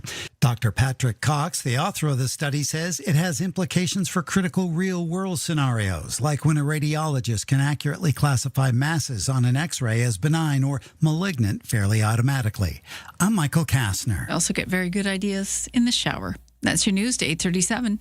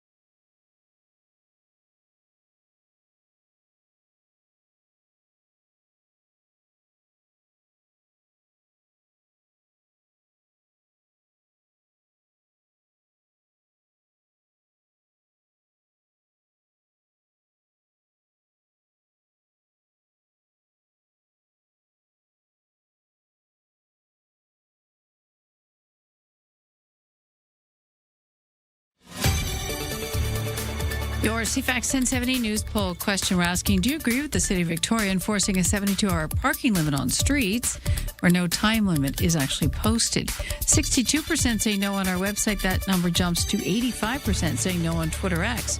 You can also vote on the iHeartRadio app. And Lisa Best, your news time is 8:38. Thank you, Lisa. Let's take a quick look at that weather forecast, which is mainly steady to start, but clouds rolling in by evening. Some wind off the Wantafuka Strait blowing, feeling a little cooler there. Highs to hit 18 degrees, but cooler by the water. And we'll get you the full forecast in just a moment.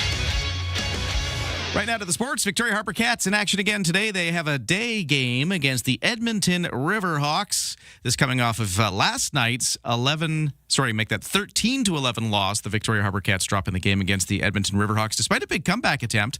Early in the game, the Riverhawks were up 9-2. The Harper Cats almost pulled it off, but came up short, 13-11 win for the Riverhawks. But the Harper Cats won the opening game, so it's a split so far. We'll see who emerges victorious on the series after today's game. Elsewhere in baseball, Toronto Blue Jays set to play the finale of their 3-game series against the Braves in Atlanta tonight. Toronto lost last night 7-3. Also, Toronto acquired right-handed pitcher Simeon Woods Richardson from the Minnesota Twins in exchange for cash considerations last night as well. The 25-year-old was designated for assignment by Minnesota on Saturday. Seattle Mariners in action last night, losing to the New York Mets 7-1. The Carolina Hurricanes will get into the Stanley Cup final, looking to even things up as they host the Vegas Golden Knights tonight in Game 2 action. Vegas snatched away the home ice advantage with the win from the Hurricanes 5-4 in Game 1 on Tuesday. The best-of-7 series, again, tonight is Game 2, switches to Vegas for Games 3 and 4. And in the NBA, the New York Knicks winning streak lives on. They struck first to the NBA Finals. Knicks with a 105-95 win in Game 1 over the San Antonio Spurs. That is your sports to 8:40.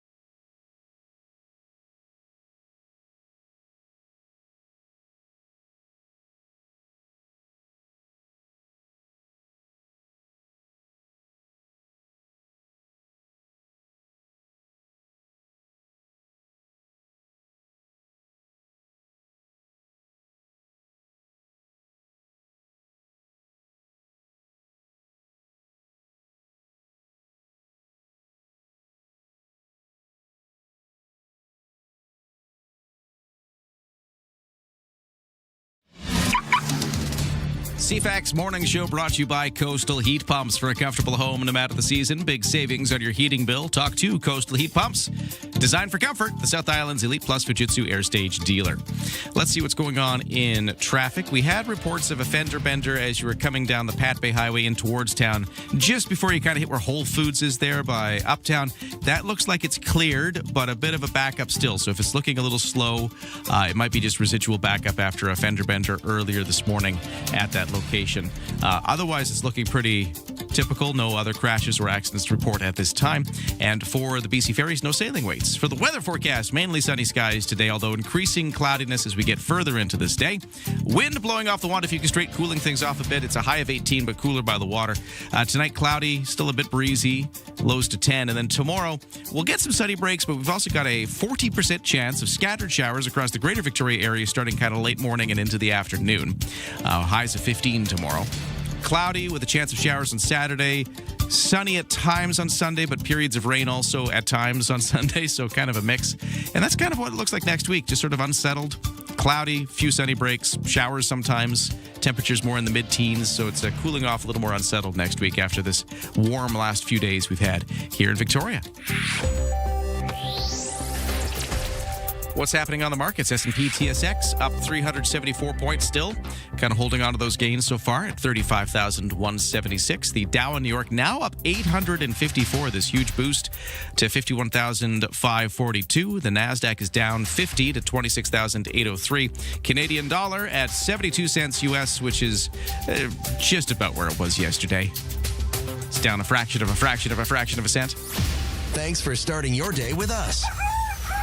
Ryan and Lisa, mornings on CFAX 1070. With so much going on the show, it's the CFAX Summer of Rock. When you hear AC/DC songs all this week, that's where you text the word rock, R-O-C-K, to CFAX 1070 to 71010 to qualify for the big draw on Monday for the AC/DC tickets coming up August 13th. We got Helijet flights. We've got Rosedale on Robson Street Hotel accommodations, all powered by the Sax Point Pub at Esquimalt. So stay tuned. You'll hear an AC/DC song at some point again today.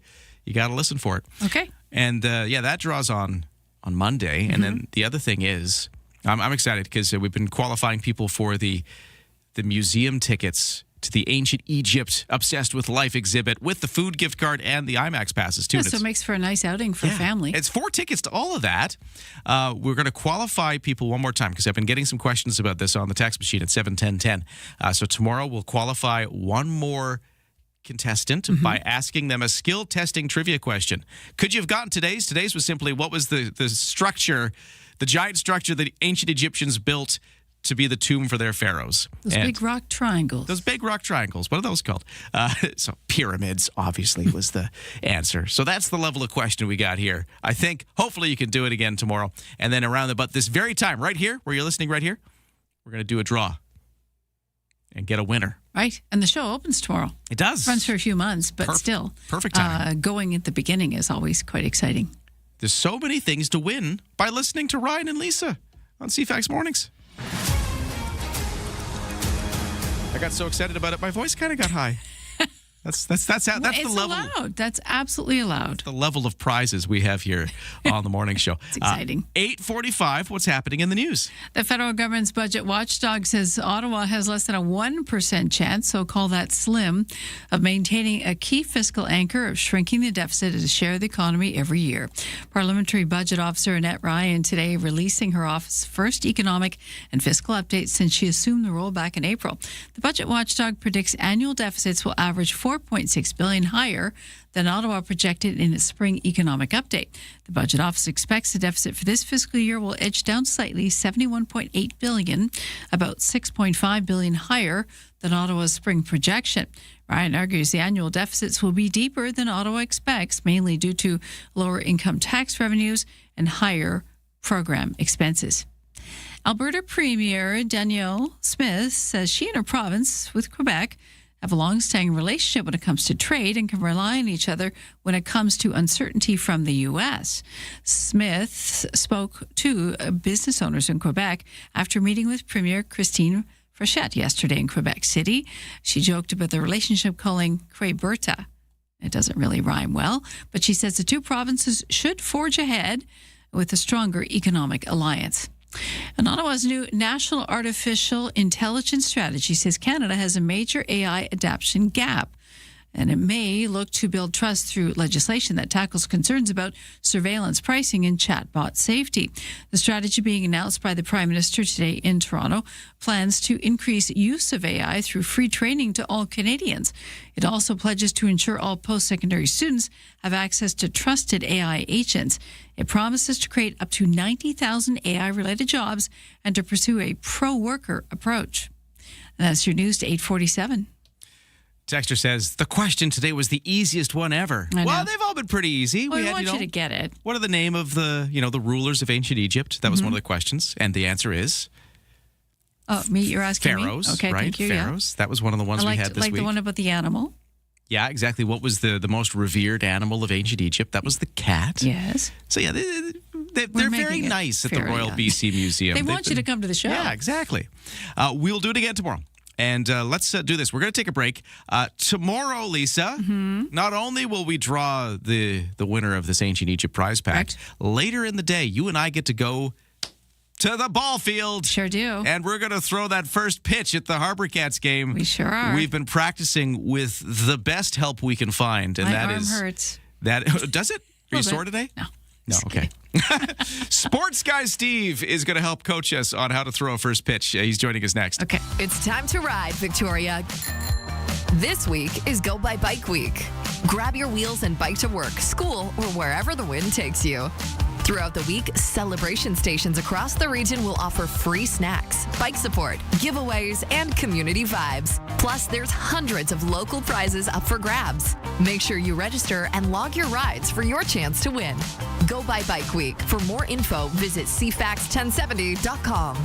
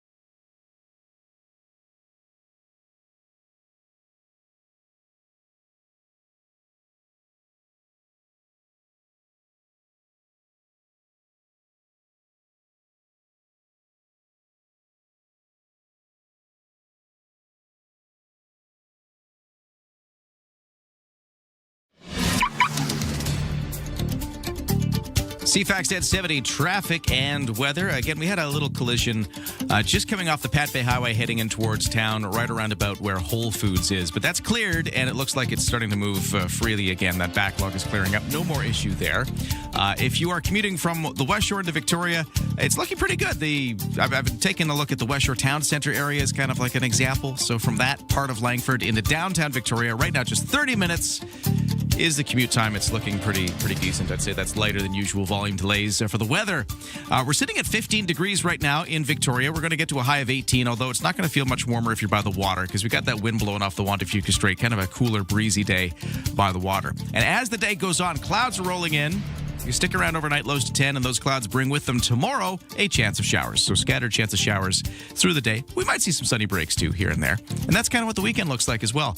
Clouds, some showers here and there, but some sunny breaks here and there, and temperatures in about the mid-teens. The lineup in his first offering. Touch the ball, Joe. The golden goal. It's Sports Guy Steve. Oh, my goodness. What did you say? You heard me. Sports Guy Steve. Just a bit outside. Yeah, here he is. Steve, how you doing? Not too bad. Great. I must admit, Harry Topcheek on my promo is really, really an honor. That's actually, every time I hear that, I think back to that home run.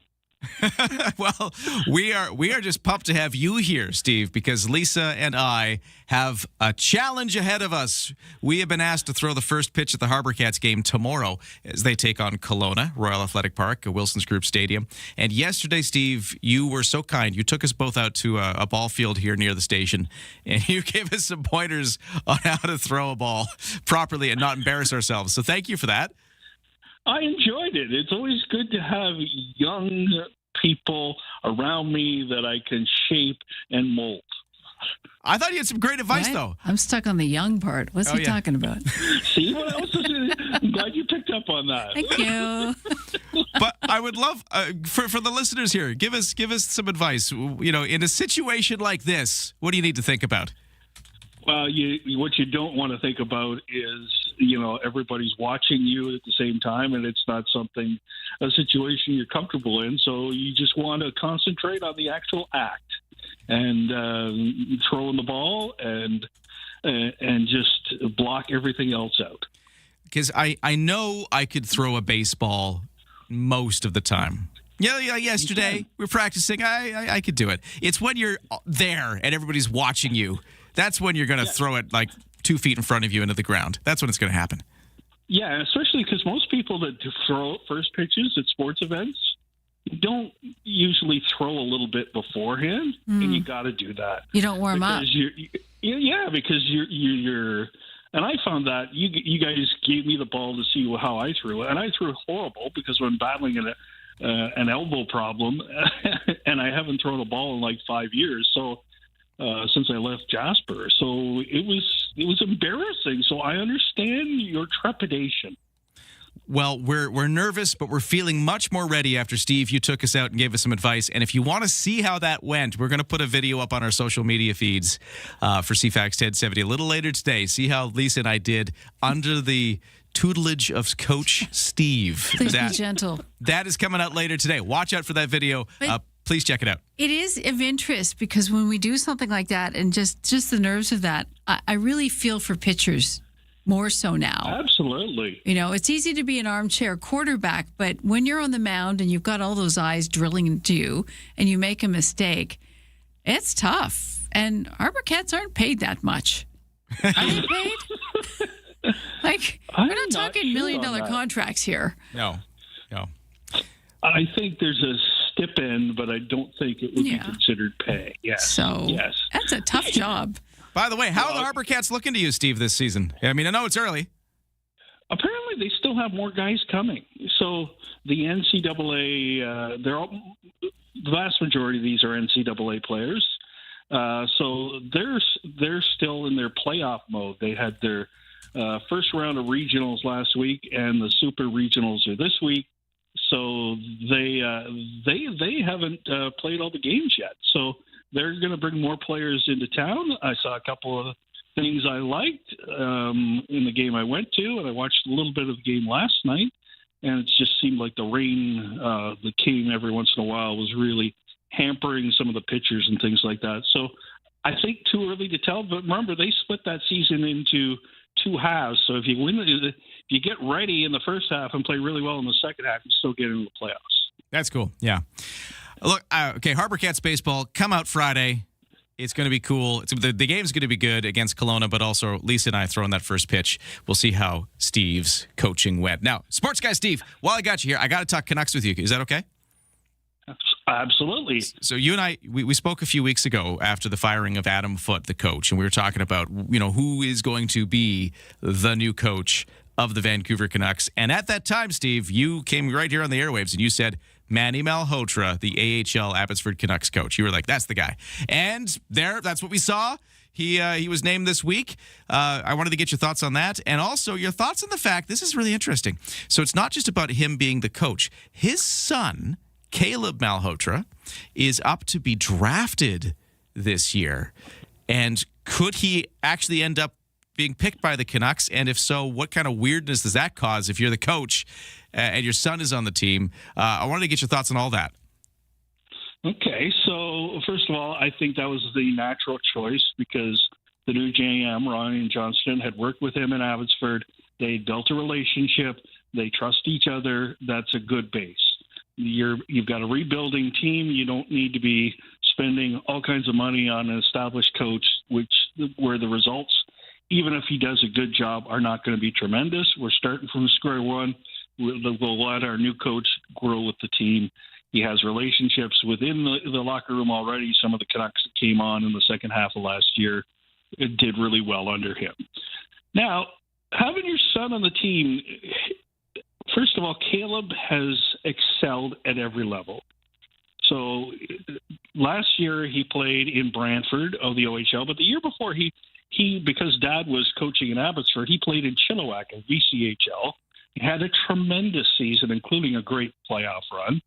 This year in Brantford, there was probably less expected of him, and he had a great season, two-way season, got them to the next to last round of the playoffs where they got upset.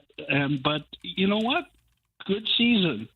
You can see the building. You can see the upward trajectory of a hockey player. So you've got that.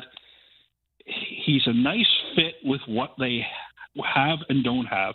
They've got some offensive centers, but they don't have kind of a two-way center that he's kind of established himself as being able to be. So he has good offensive upside, but he's responsible, like his dad was, on the defensive side as well. So it's a nice piece, and it fits within the framework because you got Marco Rossi, and you got Pettersson, and you got young Coombs coming up, who started the year in Seattle and ended up in Prince Albert, who's more of an offensive type. There's a lack of a two-way center in that group. So he fits that way. Now, in the dressing room, Brad pointed this out when we were having our chat, there are going to be things said about your dad when the guys are away from the rink and you're hanging out with the fellas. So is Caleb mentally strong enough to take that, and does it just make it too complicated? Yeah, that's a whole dimension that's going to be odd if it happens. Again, the draft hasn't happened, but certainly a possibility there. Got to leave it there, though, Steve, because we're out of time. But love your thoughts on all of this. We'll be listening to you on the news desk later today. Thanks, Steve. Take care. All right, there you go. Sports guy Steve with us here on a Thursday. But we're out of time. Thank you for listening. Much appreciated. Glad you could join us. We'll be back with you tomorrow. Have a great day.